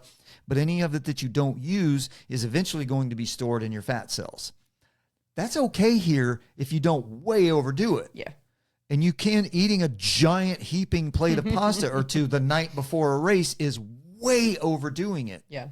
So your body's just going to use what it can. It won't use any more than that. And it'll eliminate a certain portion of it through natural means, but it will store a lot of that in your fat cells, and you just don't want it You don't there. need it, yeah. This is a high-intensity exercise that you're going to be doing. You're not going to be burning energy from your fat stores until your glycogen runs out. Yeah. Which is why where mid-race refueling comes in. All right, here we are. We're down to the day before. We're day before the race. This is where you want to gather your things. Get all the things clothes together. that you've tested, the shoes and socks that you've tested, all the things that you've bought and that you've prepared to get yourself ready, get those things together in a go bag. So that in the morning when you get up at You 4 don't ever a.m. or think whatever. about it. Yeah. You're not using I'm the that same with bandwidth. just trying to get to an early airport flight. Like I lay out what I'm going to wear. I grab my bag because I don't trust myself in the morning to think through important things. Yep. Make yourself a go bag with all of those things. Make yourself a checklist. I should have said that earlier. Make a checklist of all the things that you need. I am your human checklist right now, but make sure that you make a checklist. And if you're so fortunate and blessed to be married to someone who is like a human Excel spreadsheet, then ask them. Like what I always say to you is, all right, start saying, she goes, do you have everything? I'm like, I don't know. But I make my nothing in my exit is out of place. Wallet, watch, phone, keys, whatever, all that stuff. And she's like, you got everything? You forget everything? I don't know. And I start naming stuff. And I tell her, start naming things, start saying stuff. Because invariably, even though I've made this list and I've packed and I've done everything ahead of time, I will forget to grab something. Yeah. Even if you made a smoothie and you put it in the fridge so it's ready, then you forget to get it out of the fridge. Right, exactly. Because I was getting ahead of the game, but I forgot what I did. That's why you need a competent partner. Where I'm at. So, all right. So yeah, gather your things, make a go bag and also a mud bag. Have a bag that you can put all of your muddy crap into, your shoes and socks and underwear and all of the stuff that's on you that's going to be disgusting that you don't want touching your car. And if that's 2 grocery shopping bags, cool. Just remember to bring them. That's it. Yeah. That's what I do. And on this day, I want you to go for an easy walk. Okay. That's all. Don't go for a trail run. Don't jump on the trampoline. Just go for an easy walk. Keep your body moving. Keep everything moving, but we're not blowing through our energy stores or stressing our muscles. We're just moving our parts. And this is where you want to eat. We've slid our meals and our sleep time, but this is where we especially want to eat our meals early, especially dinner, and then go to bed and get up early. So for me, that night, the night before, because I'm going to get up at like 4, I will eat dinner probably at 4:30 in the afternoon. And I will probably go to bed. Like a true old person. I'll probably go to bed at 8:30, 8 or 8:30. Get your blue plate special on. Yep. And then I'll be up at 4, and I will have adjusted my system to where it needs to be. So all the things that need to happen in the morning can happen in the morning. And when I eat, my body will be ready to receive that food because I didn't eat at 8 o'clock p.m. the night before. And now it's all of a sudden it's only it's almost a couple hours later. It's yeah. like, because typically the break of the fasts, of the overnight fast, is usually about 12 hours. It should be anyway, something like that. So that brings us to race day. Yep. Here we are. Bang! Bang day. In big capital bold letters, I want you to tattoo this on your forehead. Don't do that. Write this down, put it on the wall somewhere, and remember this for the rest of your life. Don't do anything new on race day. We've already done all the things. We've already tested our clothes and our shoes. We've broken everything in. We've manipulated our routines and meals and sleep to where it needs to be. Don't get a wild hair and try. You know what? I haven't thought about this at all for this entire process, but I think I'm going to do this today. Or you get there and there's like a vendor like, oh, those shoelaces are cute. I want the bright green ones on my shoes, and like swapping out your shoelaces. It could seem so harmless, but things like that can really throw things off. Shoelaces can seem harmless, and they can really hurt you. Would you like me to tell that story now? That was your segue. Okay. On all of my shoes, not just my training shoes, I use lock laces. This is not a sponsored endorsement, but these are called lock laces. That is the brand name of the thing. They are elastic. They loop through, and they go through this little slider thingy so you can tighten and loosen it. And the end tucks right here. And I never, ever, ever, ever, ever have to worry about my shoes coming untied when I'm running or when I'm competing. So I use those in all of my shoes, which is awesome, until you are running downhill through the woods and there's a bunch of slow people on the trail in front of you, and the trail's only like this wide. So you take a detour around through the woods, and you have to jump over a fallen log in the woods. So here's what happened. I'm in midair. I'm trucking, right? I am absolutely busting ass. My time is phenomenal. My body feels great. My mind is sharp. Everything is going according to plan. And all of a sudden in midair, it was like a cartoon. I stopped moving, and I didn't know why. Why am I not moving anymore? And this is a split second. Why am I not moving anymore? What's happening? Joink! Boom! Hit the ground. My lock lace, my elastic lock lace, had caught a little piece of a limb or something, a little stub, a little whatever that was sticking up out of that log that I jumped over. And it didn't come untied, and it didn't break. So that's a good product. And it took me down. Now, I could just get back up and dust myself off and keep running, which I would have done, except for I looked down at my leg, and my calf muscle was about 4 inches from where it should have been. And immediately I'm doing triage, and I'm like, well, this is it for my race. Crap. Now this is going to take me 4 months to rehab. What's happening here? And I reached down, and it was in hyperspasm. So it was on the side of my leg and in hyperspasm. I was cooked. I was done. Yeah. Except you were stuck. The 2 guys directly behind me saw this and came running over to me. They were both doctors. Yep. You got And lucky. so I'm like, I don't know. They saw it. Yeah. And so they both, one took my leg and straightened it out. The other one did something to my calf muscle. He just Mr. Miyagi'd it. Yeah. And all of a sudden, there it was. It went right back into place. And I'm like, Yeah. it doesn't hurt at all. And I jumped up and I thanked them. I'm like, sweet, I appreciate you. Pew! And I was Kept gone. going. So be careful of your lock laces. All right, so don't do anything new on race day. What are the worst things that can happen on race day? If you've ever competed in a Spartan race or a road race or any kind of competition, particularly one that starts early in the morning, and you are less than studious about your nutrition and maybe you like to imbibe a few with your friends the night before, the number one worst thing that can happen, and everybody out there that's experienced knows where I'm going with this, race poops. You don't want the race poops. Well, and two, I was going to say, like, I just in general carry around emergency pants everywhere. Like, put that on your pack list, emergency pants. Check. Put that in your go bag. Especially if you're nervous. You know what? I wouldn't even get race poops from drinking the night before. I would do it because I'd be nervous before competition, which is also why the porta potties are heinous. Bring your own toilet paper. Yes. We're going to get to that. We don't want the race poops. We do not want dehydration or cramps. We don't want ripped calluses. We don't want a DNF. That's do not finish because any of these things happen. Those are the worst things that's going to happen to you on a race day. And what do they all have in common?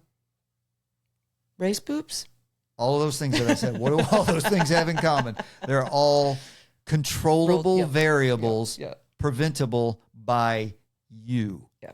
So don't have that happen to you. All right, here we go. What to wear. What to wear during your Spartan race. Scott, I'm going to wear the same thing that I've been training in for the last 2 weeks. I'm is trying that? to think about what no, I would wear much less than that. Okay. Wear as little as humanly possible, as little as the law will allow you But to I'm wear. talking about the stuff that I've been already broken in and things. So I know right. what I'm going to Yeah, wear. I know what I'm going to wear because So- I've been working in it to make sure there's nothing new on race day. Right. So circling back to that, what are we going to put on as little as possible? If you're comfortable, if you're a woman and you're comfortable running out In in a public sports in a bra? sports bra, Do it. do it. Yeah. If you're not comfortable with that, make sure that you have a tight fitting tank top or some top of some kind, because that stuff's going to start getting caught on things and hanging down and all that kind of stuff. So tighter clothes are better for this type of Yes. race. Okay. Yes, tight clothes are better for this. Some people take that a little too far. Some of the guys are, you're seeing a little bit more than you want to see, but whatever, it's race day. So wear as little as possible.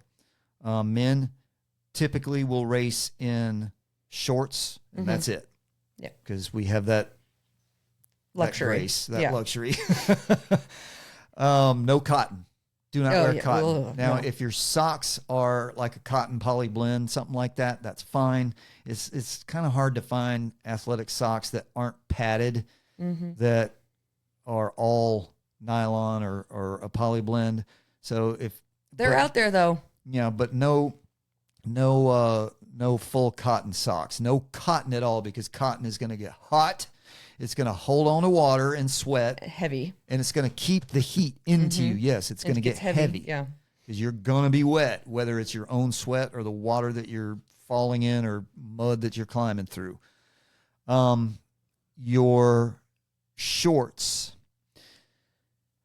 This is hot weather. Now, if you're super duper cold weather, you may not be running in shorts, although a lot of people do. Because when you're cranking this high intensity exercise out, you warm up pretty quickly. But again, we're talking specifically this hot weather event. So if they had these when I was in the Marines 1,000 years ago, I would have been a lot less miserable. Compression shorts. Wear the booty shorts or the compression shorts that keep everything in place, and also keep your shorts or whatever that you're wearing from chafing in the between your legs as your thighs are rubbing together. And your compression shorts should be just a little bit longer than the shorts or the bottoms that you have on. I have several. So these are longer ones that I wear everywhere, every day, winter, summer, whatever. But for running, for any kind of running training, I do have these little sassy things right here. I did not expect you to call those sassy. But okay. they're tiny. And go off, Queen. Let's go. I will do, if I need to get some sun on my legs, and I'm wearing my maybe some other places. I'm wearing my I'm wearing my little 3-inch inseam shorts. What? I'm gonna wear these, but I actually prefer these, which are a little bit longer, and these will come down just below the bottom of the leg opening of my 3-inch running shorts. These are the shorts that I run my supers in, because you got to fly the colors and you got to be, what did I used to run in, right? Yeah, black or gray or whatever, and she could never find me.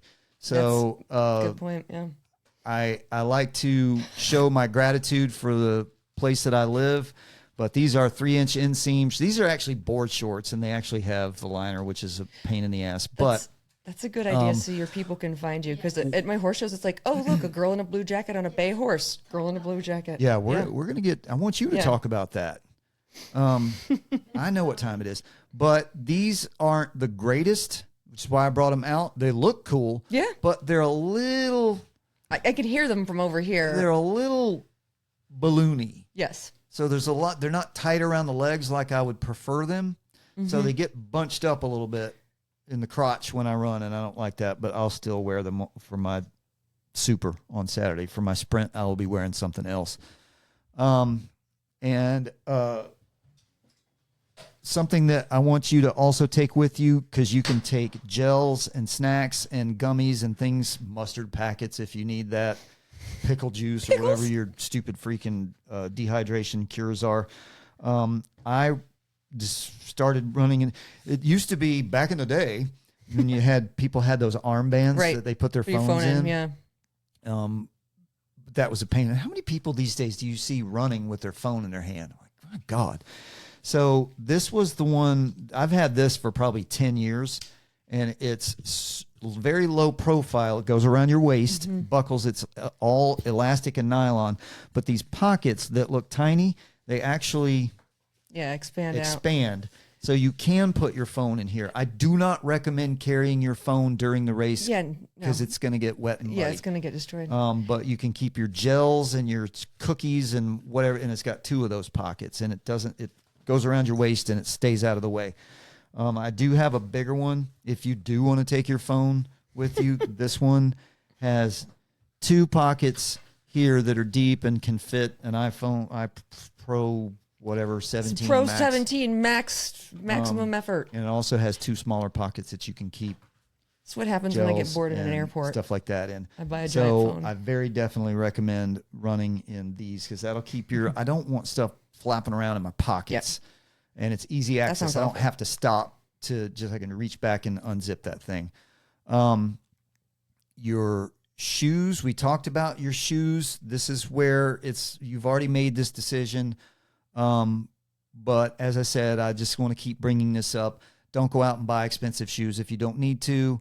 You can run in some knockarounds as long as they have support and they're comfortable and they're not going to fall off your feet or disintegrate. And as we said, socks, thin athletic socks, high or low, that's up to you.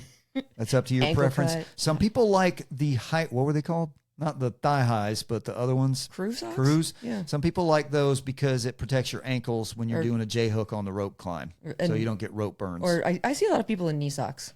Yeah. And a lot of those are compression socks anyway. So that's up to you. I like to run in the low cut socks because I can't stand I feel like I'm being choked to death when I have socks like that. And the aforementioned lock laces. If you're careful and you don't get almost killed by a log because your lock lace caught on it, it will keep you from having. You cinch them up and you don't think about it. You won't get your laces. You won't trip over untied laces. Yeah, you don't have to untie them, or you don't have to stop and tie your laces. So that's what's going on with that. That's what I want you to wear.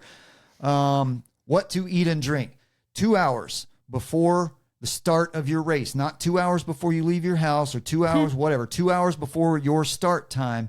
I want you to eat this. You can vary this, but this right here is a really good, high energy, easily digestible combo. Plain oatmeal. Do not make oatmeal from a packet. No Do packets. not make sugary oatmeal. plain oats. Boil it. Takes like 2 minutes. Add peanut butter, a little bit of peanut butter, Responsibly. 1 tablespoon of peanut butter, honey, banana, and blueberries.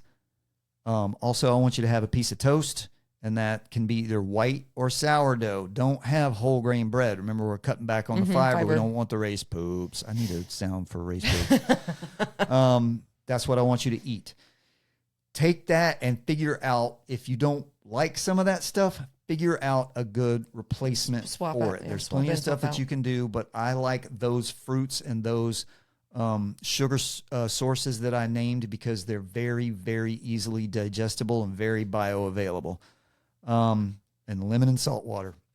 Like I said, you don't need to go out and get you crazy expensive. Element is crazy expensive. I It's like it, but insane, dude. wow, is it expensive? Really is. So lemon and salt water, like I said, like 32 ounces of water, an ounce or two of lemon juice, and like a teaspoon of salt. And you're going to be good to go. Okay. Now, on the way to the venue, I want you to get a Gatorade or whatever your sports drink of choice is, and dilute it by half with water, plain water, not electrolyte water, plain water. Don't just dump it out on the sidewalk. Get yourself a container, pour half of it in there, pour half of the water in there, and I want you to sip that on All the your way. way to the venue. Don't guzzle it because you should be hydrated already, but we're topping off the tanks, Yeah. and we don't want to over sugar with like straight Gatorade or whatever. So half water, half Gatorade, sip it. That's your hour prior to race time. All right, things to bring. Bring your ID and your ticket. Don't forget your ticket. Now, it's hard to forget tickets these days. Because a lot of them are digital. Yeah, and that's what I was going to bring up as well. I'm going to share this. Here's what you're going to do. You're going to go to your Spartan account, and you are going to go to events. You're going to click on your event. I'll click on the one that our team is running. And right up there, you're going to see view tickets. There's your ticket. Screenshot that bad boy. Screenshot it and put it in your phone. If you have the Spartan app, you can open the app and it will give you an option to add it to your Apple Wallet or your Google, whatever the other one is. Don't be the idiot that's standing there trying to, because you're going to be in the middle of a field in the middle of Trying nowhere. to get service. Right. pulling You're up not your- going to yeah. have any cell signal, and there's going to be 9,000 other people trying to do the same thing. Screenshot it or put it in your wallet, your digital wallet on your phone. And also, while you're waiting in line, don't get up to the counter and start pulling that shit up then. Have that stuff ready and your ID. You're going to need to look at your driver's license to make sure you are who you say you are. And you want to minimize what you bring in with you. Yeah.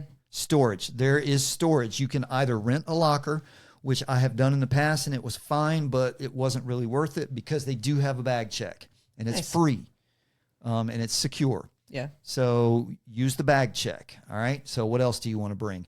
Beach towels. You're going to need to not only dry yourself off, but I use beach towels and these as dressing rooms. So I'll open, we have a 4-door automobile with a hatchback. So I open both doors so they're out like wings, and I will clamp a beach towel onto the top. I'll clamp one of these onto the top of each door, and I have my own dressing room. Yep. Along with that is window shades. So you can go on Amazon or whatever and buy window shades that fit your car so you can block out so people can't Yep. see through on the other side. Or if you do what I've done a couple times is put the window shades up and just slide in the back of the car in the hatch and do everything in there. I've done that. Or you can just get your car completely tinted, blacked out like I did. Yep. Which is, totally legal. Next thing I want you to bring, Baby wipes. dude wipes, baby wipes, whichever kind of wipe. I like these because they're huge. The towels are like this big. And not only do you need these to cleanse yourself, your bodily functions because, as you said, porta potties are gross. Now, should Spartan or whoever's in charge of the venue, sometimes they're not in charge of the venue, should they be cleaning and servicing those porta potties very regularly? Of course they should. Don't leave that up to somebody else. Yeah. Take these in there with you. What if it's out of toilet paper? Yep. And that toilet paper sucks. Yeah. It's 1-ply toilet paper. Yep. Take these. Also, you're going to be, especially here at this venue in the South, we got red mud. Yeah. Oh, yeah. Everything. You're going to be trying to clear red mud out of your aura forever. Yeah. So before you, and also they do have cleaning, like rinse off stations, but a lot of times there's 40 people waiting there and they don't work half the time. So just walk out to your car, get your baby wipes or your dude wipes or whatever, and wipe yourself down there before you change clothes to get in the car and come home. I lost connection. It's trying to I know. All right, we are back. Sorry, we lost our connection there. Anyway, baby wipes, dude wipes, clean your rear end, clean your body from the mud and all that. And what I said while we were gone for a second for podcast was your first aid kit. Bring your first aid kit. Put whatever the heck you want to put in your first aid kit. Just make sure that you have these two things right here. Alcohol wipes or alcohol, as you guys missed that discussion. Alcohol wipes and antibacterial cream, Neosporin or whatever. You're going to get scraped and cut up, and there's nasty stuff in that water and mud, and no one wants staph infection.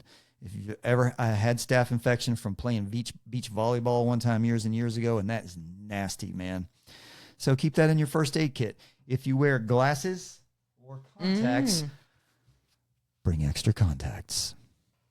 Never know Makes sense. Never know what's going to happen. Makes sense. Sometimes Also, those bad boys just fly at your eye. yep, and here's a little digression too. You might want the week before your race, you might want to spend a little time running around. If you wear contacts, see if you can see without your contacts to run and do things. I wear contacts and these glasses, but I have tested. I can't actually function without any of them. I could not function without my contacts. So bring extras, if for nothing else, so that you can drive home.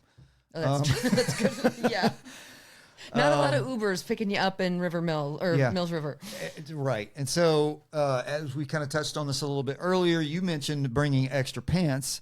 You're going to bring a change of clothes, shoes, socks, underwear, shirt, top bottoms, whatever. Being clean and dry after this race is glorious. Yeah. You're going to Especially feel if you got a longer drive like home. a new human. Yeah. So make sure that you have that change of clothes for you. Here's my secret weapon. Travel nail clippers. I bought 2-3 packs of these to give to my team for a total of about, I don't know, $8. This will fit in any tiny little pocket that you have. And these things are a multitasker. And I'm obsessed. I have them in my purse. I probably have some in my purse right I now. have I've them got them everywhere. in my car. I've got them. Yeah, they're in every single one of my travel bags. Like I never leave home without the ability to clip. If you have, if you get a hangnail. Oh, well, Right and off. I'm You don't have obsessed. to Like gnaw if I it get off of there. if I get a snag in my nail, I can't leave it alone. So it's like I've got to get you I got to get have the clippers that. and I got to have it off now. If you rip a callus, you can use those to cut it off. You get a splinter. You can cut. I had to wrap one of my friends that I ran with a few years back, ripped a callus off her hand, and I had to wrap it up with athletic tape, and I was able to actually cut the athletic tape with this instead of trying to rip it with my teeth or whatever. But it's got that little file in there. So this is my secret weapon that is in my pocket and in my car, my desk. I have these things everywhere. Tiny little travel nail clippers. ones. You can thank me later. And this big bag of stuff right here. You want in-race and pre-race fuel. So I have a bunch of stuff. These are my go-to. They're Cliff Blocks. They're black cherry. I eat 3 of these as I'm walking to the starting gate. Cool. And then I'll eat the rest of them, depending on how long the race I'm doing is. Yeah. Don't eat this whole packet because you'll be like vibrating up to the starting line. And you don't want that kind of cranky edginess. So eat 3 or 4 of them and then eat a few of them later. Also, you can use gels. Yep. These are the ones that I like. Goo. Chocolate, vanilla. I typically like to stay in the I don't want a lot of heavy flavor. They make like birthday cake flavor and stuff like that. I do not want that. I'm with you on that. Yeah, just something light, especially in the heat. Here's one that I did get today. I wanted to try this. Oh, salted watermelon. Ah. Wow. Callback from callback. Yeah. Way back when. And these things too. I tried these earlier before my workout today and they were horrible. But they did the job. They tasted horrible. This is why you want to test stuff ahead of time. And these right here, once again, I'm not endorsing any of these products. I'll put links and everything in the show notes. So they're easy to find if you want to try them. But these, as far as an in-race snack, if you're running a sprint, it's 3 freaking miles. You don't need this. Yeah. But if you're running a longer race, you're probably going to want to refuel, and you're going to want something that's going to be high carb value, low fat. And not sit heavy. And these things are really good for that. If you want to bring along,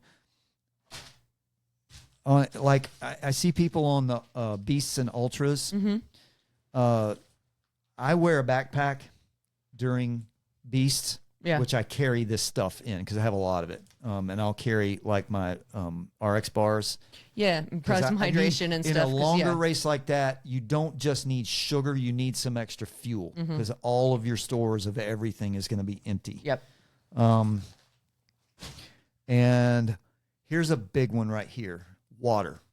Should you wear a hydration pack or carry your own water? Like they make belts that have the little water bottles. Yeah. We have hydration packs. She hikes a lot, so she carries water. Now, here's what I have to say about that. I have never, in any length of race, ever carried water out there. Not even during the beasts, not even during these hot weather ones. 2 things.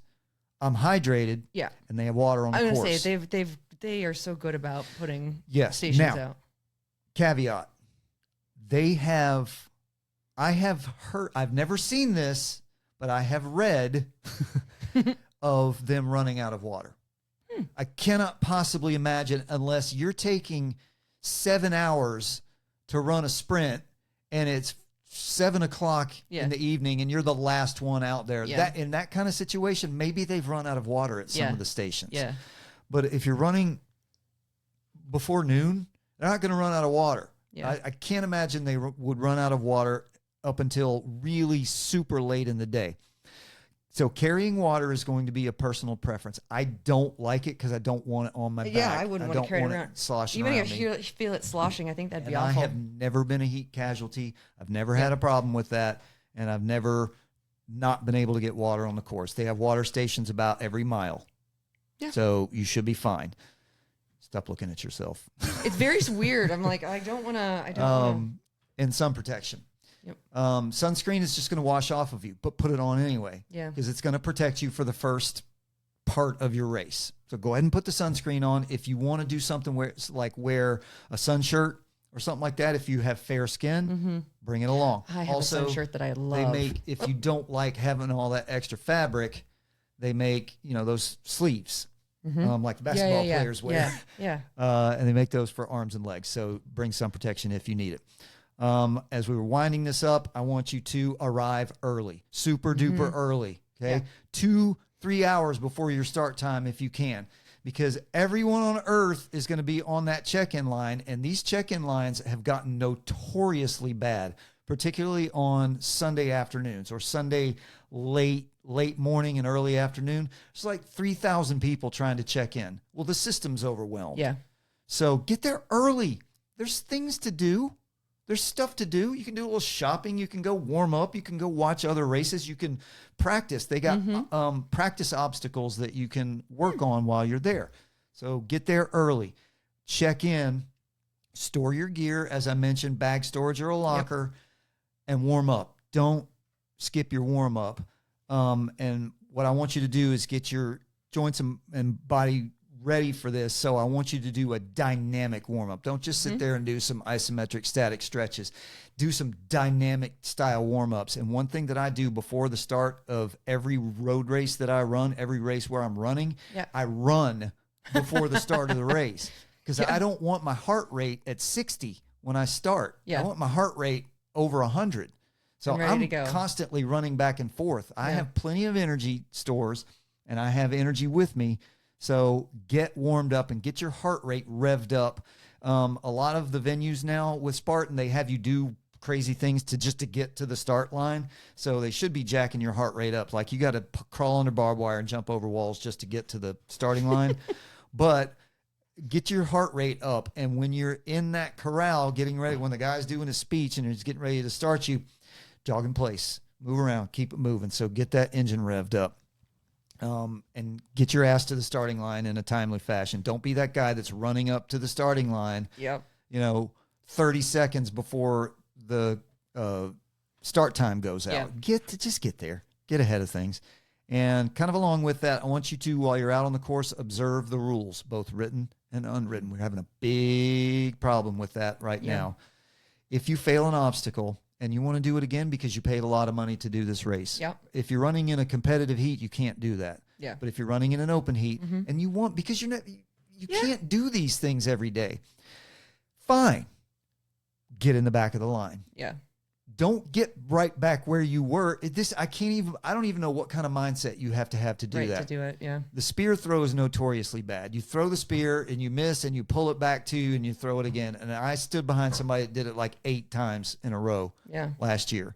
Like, dude, are you aware at all? If you're a slower runner, stay to the right. If you're not very adept at climbing the obstacles and somebody's coming up on you that's hitting that obstacle and going, just let them go. Just be courteous. There is a rule that anybody running the ultra, which is a double beast, it's 26 miles-ish. They do a beast twice. So they're doing 60 obstacles-ish and 26 miles-ish. And anytime, and they wear a purple bib. So anytime the purple bibs come, everybody gets out of the way. That's just a courtesy. Just observe the written and unwritten rules. Do your burpees, do your penalty laps and all that stuff. And your pace depends on the length of the race you run. If you're running a sprint, get after it. Run as hard as you can, as fast as you can, and just go. You're going to need to reserve some energy if you're running one of the longer races. So pace yourself. One of the things that I do is when I can see the obstacle, I start planning where I'm going to slow down. About 50 yards before I get to the obstacle, I'm going to stop my run. I'm going to find my lane. So there's multiple lanes that you can pick for each of these obstacles. I'm going to look where it's least crowded, and there's subtle differences in them too. So like which side you go on and all that kind of stuff. So I'm going to pick my lane as I'm walking up and my heart rate's coming back down so I can do this explosive move. Then before I get on the obstacle, I'm going to find some dirt that maybe there's a little moisture to. It's not mud and it's not dust. And I'm going to smack my hands down in it and put that dirt on my hands so I'll have a good grip, because I'm sweaty, might be raining. The bars or rings might be muddy. It's true. So I want a little bit of that grip, but I don't want to wear gloves because I need that tactile feel. I've tried wearing gloves and I fell off the monkey bars just because I didn't have the tactile sensation. And I have down here, I do carry gloves though, but I use them for ropes only. And they are these things. If you look up wide receiver or football gloves, they're really super tacky right here. And they're legal. I only use these for the rope climb and the Herc hoist. And the reason I do that is not because I'm not strong enough to climb the rope or pull that sandbag up. It's because the rope is muddy and slimy and gross, and I'm strong enough to do it. And instead of fighting with it. Just get it done. And I hate doing a J-hook because it slows me down, but that's just a personal preference. So if you do want to carry gloves, carry those kind of gloves and use them for the rope climb and the Herc hoist and nothing else. Learn how to do match off, lock off, and matching grips on the hanging obstacles. So you don't want to be in a dead hang because you have no room to go. And most people aren't strong enough to re-engage their shoulders from a dead hang. And I'm going to wrap this up by saying, don't quit. We talked about that last time. You're out there, you've trained for it. Don't quit, man. It's hot. It sucks. You scraped your knees up. You fell down off of something. Don't quit, man. You're going to hate yourself if you quit. And I want you to, when you finish, or if you're not running a competitive heat, when you get near the fire jump, I want you to take a knee, or after you finish, take a knee, and I want you to thank God or the universe or whatever force you like that's greater than yourself, that you live somewhere, that you have the freedom to do this. Because this is really special. And I want you to get your medal, and then I want you to go to Waffle House and eat the hell out of the All-American Special, because that's what I'm going to do. Nice. Now, that is all that I have. However, we have a very special guest who's going to bring up something that I didn't even think about, that she thought about. That's why I said Mary above your head. Meredith's going to pop in and talk about spectators. So if you're going with just take my spot? Your loved one, or if you drop them off or whatever, if you're a spectator, she's got some good ideas, some good tactics, techniques, and procedures for you guys. So, hon, as soon as you're in there, your microphone's right there. I see it. I'm trying to stay off camera. Oh, you're going to stay off camera? All right. Yes, that was the deal. Okay, she's going to I hide. wasn't prepared to be All on right, camera. so if you're listening on podcast, you're fine. If you're watching on the live stream or watching Don't on look YouTube, at me. she's very pretty and all that kind of. Do you at least want to lean in there and wave and say hi? No. Okay, she's I staying wasn't off prepared camera. to be on camera. All right, so you need to get a little bit closer to your microphone, though, there, dear. There's You a can pull German Pull Shepherd. the mic to you. Okay. There's a giant German Shepherd in my way. She's always in the Oh, way. There. How's all right, that? Meredith Schroeder, take it away. Okay. I love that you love doing this, but I am not interested in running a Spartan race at all. I have no interest in climbing under barbed wire or carrying bags of sand or any of that. But I will watch you do it, not all day long, but some. But for the majority of the day. Majority of the day. Maybe. So as a spectator, there are some things that you should know. If you are a participant, if you're going to run this race, compete in this event, lollygag and have fun around the course, however you're going to participate, invite your friend, your significant other, your sister, your mom, your niece, anybody to come support you. It's fun to go if you've never been. It is impressive to see all the different types of people who are doing it. Right. It is inspiring. And she's going to start crying. Ladies and gentlemen, if you don't know my wife, this is normal. So anyway, but that said, it can be really boring to sit there all day. And hot. And, And buggy hot or and- cold or raining. So some things you should know. First, understand which event your person is participating in.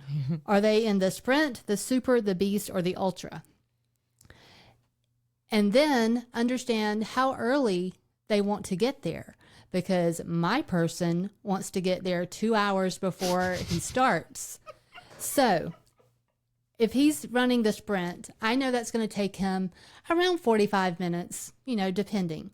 So if he wants to get there 2 hours early, I'm going to be there a minimum of 3 hours, and I need to be prepared for that. Or, hear me out, if you have a neighbor that's also going, you can drive separately, because he can go at 4 a.m. and then you and I can go later at a more reasonable hour. That sounds like a very good plan. If he's running a super, that's going to take him about an hour and a half. And if he's running the beast, that's going to take 3 or more hours. So, Hey, give Yeah. me some credit. My Okay. last super took me an hour and 22 minutes. okay, I'm just saying approximately. got Understand you. I got your you. person. So, for a sprint or even for the super, plan to come sit, bring your bag chair. Because there are the event, they put up some tents and some folding chairs and tables, but you cannot count on being able to find a place to sit. Bring your bag chair, set up camp somewhere, and you can leave it there and then go walk around and explore. Nobody's going to steal your chair, but bring your chair, bring whatever you need to be comfortable. The race site will tell you no outside food or drink allowed. Because there are vendors there who are trying to earn a living, and you want to support their businesses. You can bring a bottle of water. Bring your water. Bring a towel or a rain jacket. Be sure you have a hat and sunscreen, whatever you need to be comfortable. Like, think if you're going to your kids' soccer tournament and you're going to be out there all day. Yeah. And by the way, if you stick a protein bar in your pocket, nobody's going to frisk you. They're not. Dang it! That was my ploy to try to get frisked. But it is the same kind of thing as if your kid has a baseball game or a soccer tournament. How would you prepare to go to that for the day? Very similar. Perfect. Now, when Scott is in the starting corral, that's fun. You want to be there and watch when they're getting ready to start. The race, the facilitators, whatever you call them, they get them all hyped up, and there's some fun photo ops there. Take some pictures, take some videos for your person so they have it. Once they take off, they're going to go run off into the woods or on some course, and you're not going to see them again for at least another half hour, depending on the course and how long they're running. So then you can go walk around. There are food trucks. There's often live music. There's other types of vendors. Go explore. Go to the kids course and watch that.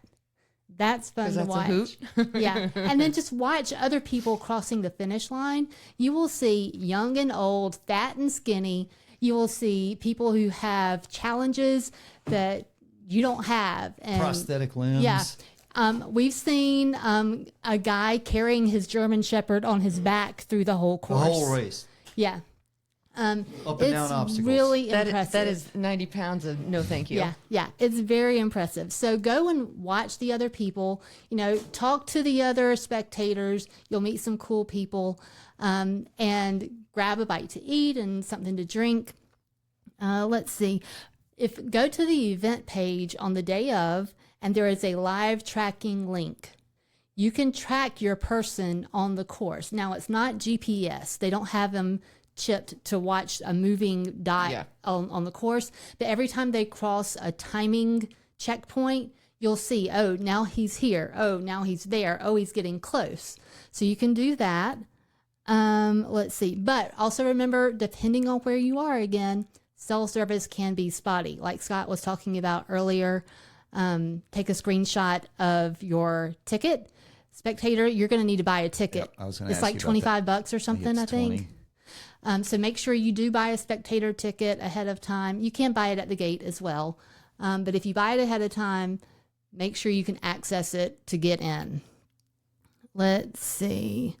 While you're there, if you're not able to pull up the tracking link, you can go to the, what do they call it? The timing and results tent. And you can ask them, they can show you where your person is. Yeah. They got TVs up. It's kind of like the airport showing arrivals and departures. They got stuff up there. Let's see. What else? Okay. Now, if your person is running a super, a beast, or an ultra for sure, consider making plans to do something else during the event. I have dropped Scott off to let him go check in because he's getting there 2 hours ahead of start She'll time. drop me off outside the gate, in the road. Yeah. Consider dropping them off and then going to do something else for a couple hours and coming back. Go find a coffee shop. I've taken the dog and gone on a hike. Go shopping, go visit a friend who lives nearby and come back. But make sure if you do that, you're allowing yourself sufficient time to park and walk to the finish line because you do not want to miss the finish. If you come in, if you leave or drop your person off and you come in later, the parking lot's going to be even more full. Yes. And you might have to park even further way far away. Yeah. Like we did when I ran my beast in Asheville. Right. And it was freezing cold and I almost couldn't make it to the car. Right. You're on the other side of the universe. Regardless of if you stay the whole time or if you leave and come back, like I said, you're not going to be able to see your person for most of the course. They're out running in the woods and over hills and dales and all the things. But you will be able to see the last maybe 4 or 5 obstacles, 3 or 4 obstacles, and they're spaced out. And like Scott was showing his pretty little britches earlier, if your person is wearing all black, Pretty little bitches. you're not going to be able to see them. This is how nicknames are made, Scott. Pretty little britches. Oh boy. All these people, there's a lot of dudes that look like Scott out there There are, that that's are true. covered in tattoos with shaved heads and beards, and they're all wearing black shorts and black shirts. If Or that's no what shirt. if that's what your person is wearing, you're not going to be able to see them. Make them wear something that is identifiable, like his pretty little britches. A bright yellow tank, a specific. Well, they're all going to have headbands too. They have their Spartan headbands. So they're all going to be wearing that. But have them wear some funny socks that you can see from far away. Something. Our so team you can, will be wearing these on Grumpy Sunday. cat. So make sure that you can easily identify your person from a distance, because they do all look alike when they're climbing over those walls and Everybody's doing all that. muddy. And then covered Even in if- mud. And Yeah. covered in even if your mud. person is darker skinned, everybody's red. Yeah. Yes, yes. So you want to be sure that you, before you go to the finish line, you can go a little bit ahead of the finish line where you can spot the last few obstacles and see your person and track them. And you might be able to get some photos or some videos, depending on how the course is set up. It could be close or far away, but you can start to see them. But don't lose yourself in watching and forget to go to the finish line. You want to get to the finish line before they do. So at an appropriate time, if you want to take your bag and your chair and your whole setup with you, pack all that up and take it with you to the finish line and get your spot so you can get them crossing that finish line, because you don't want to miss that. Then after they cross the finish line, they're going to be all either really hyped up or exhausted or both. Yeah. Let them do their thing. Let them cool off. Be ready to give them a drink or a banana or a towel or whatever you think not they a might hug. need. If you want a hug, be ready for it. And let them cool off. If your person's like my person, they might have a lot to say, and just listen. Interesting. And then your person's most likely running the open where there's no prizes and they're not competing for something. So you don't really need to go like wait for prizes. But if your person is running in a heat or whatever, timed heat, then you might want to go check out, where did they place, who won in their age category, that type of thing. Because you'll get a medal for that if you place in one of the competitive heats. Yep. Be ready, have in your bag towels, have all the things that they're going to need to clean up and refresh and feel better. There's a place where they can go and hose off. They're not going to be able to take a shower there, but there's a place where they can go and hose off and feel better a little bit. And then once you get to the car, have something, I think you were talking about this earlier, something to hold up so that they can change at the car and not flash everybody that's walking by. A big sheet, beach towel, something. But it's a lot of fun, like I said, just to watch everybody that's doing it. Just that they're there is impressive. And the kids are fun to watch, and you'll see whole families. Are we getting choked up again? Are we doing this again? That's what Yeah, she does. I do this. Get your kids involved in this sport. Get your kids involved in anything, but get them involved in this sport. Is that it, babe? I think that's it for now. Yeah, if I think of some other stuff, we'll be back next week. All right. We'll be back next week. We will be back next week. We are super duper long right now, and the dogs are gonna have to starting to do give some, us that look like, feed yo, us. it's Hey. dinner time. So on that note, we are going to shut her down. What's amazing is, Meredith, you can't see you in this camera, but you can kind of see a Thanks for shadow. spending time with us today on BalanceFIT Radio. If this conversation resonated with you, share it with someone who might need it. And let me leave you with this thought. Your greatest value to your family, friends, and humanity on the whole is your ability. Capability, dependability, adaptability, durability, stability. Take an honest look at these metrics in your life. Until we meet again, be capable and resolute and move through life with a dadgum sense of purpose. Train to be the right kind of dangerous, and remember, your life, your potential. Peace out, homies. See y'all next time. That was information packed. But Meredith, it worked, and it's almost like you were sort of like an informant. You know, when they have the show. So I'm like, I need to look at Scott, but you're right here. And then I kind of saw the corner of my eye. I was like, oh, at least I'm not like looking off into nowhere space. I've got my informant over here. And then Scott, like, it caught my eye. You're like, you look at yourself. I actually have never noticed this cute little photo down here before. So I saw it in the thing, and I was kind of like, wait, who is? It's very strange to be like, wait, that's back. Wait, what side? Here. Anyway.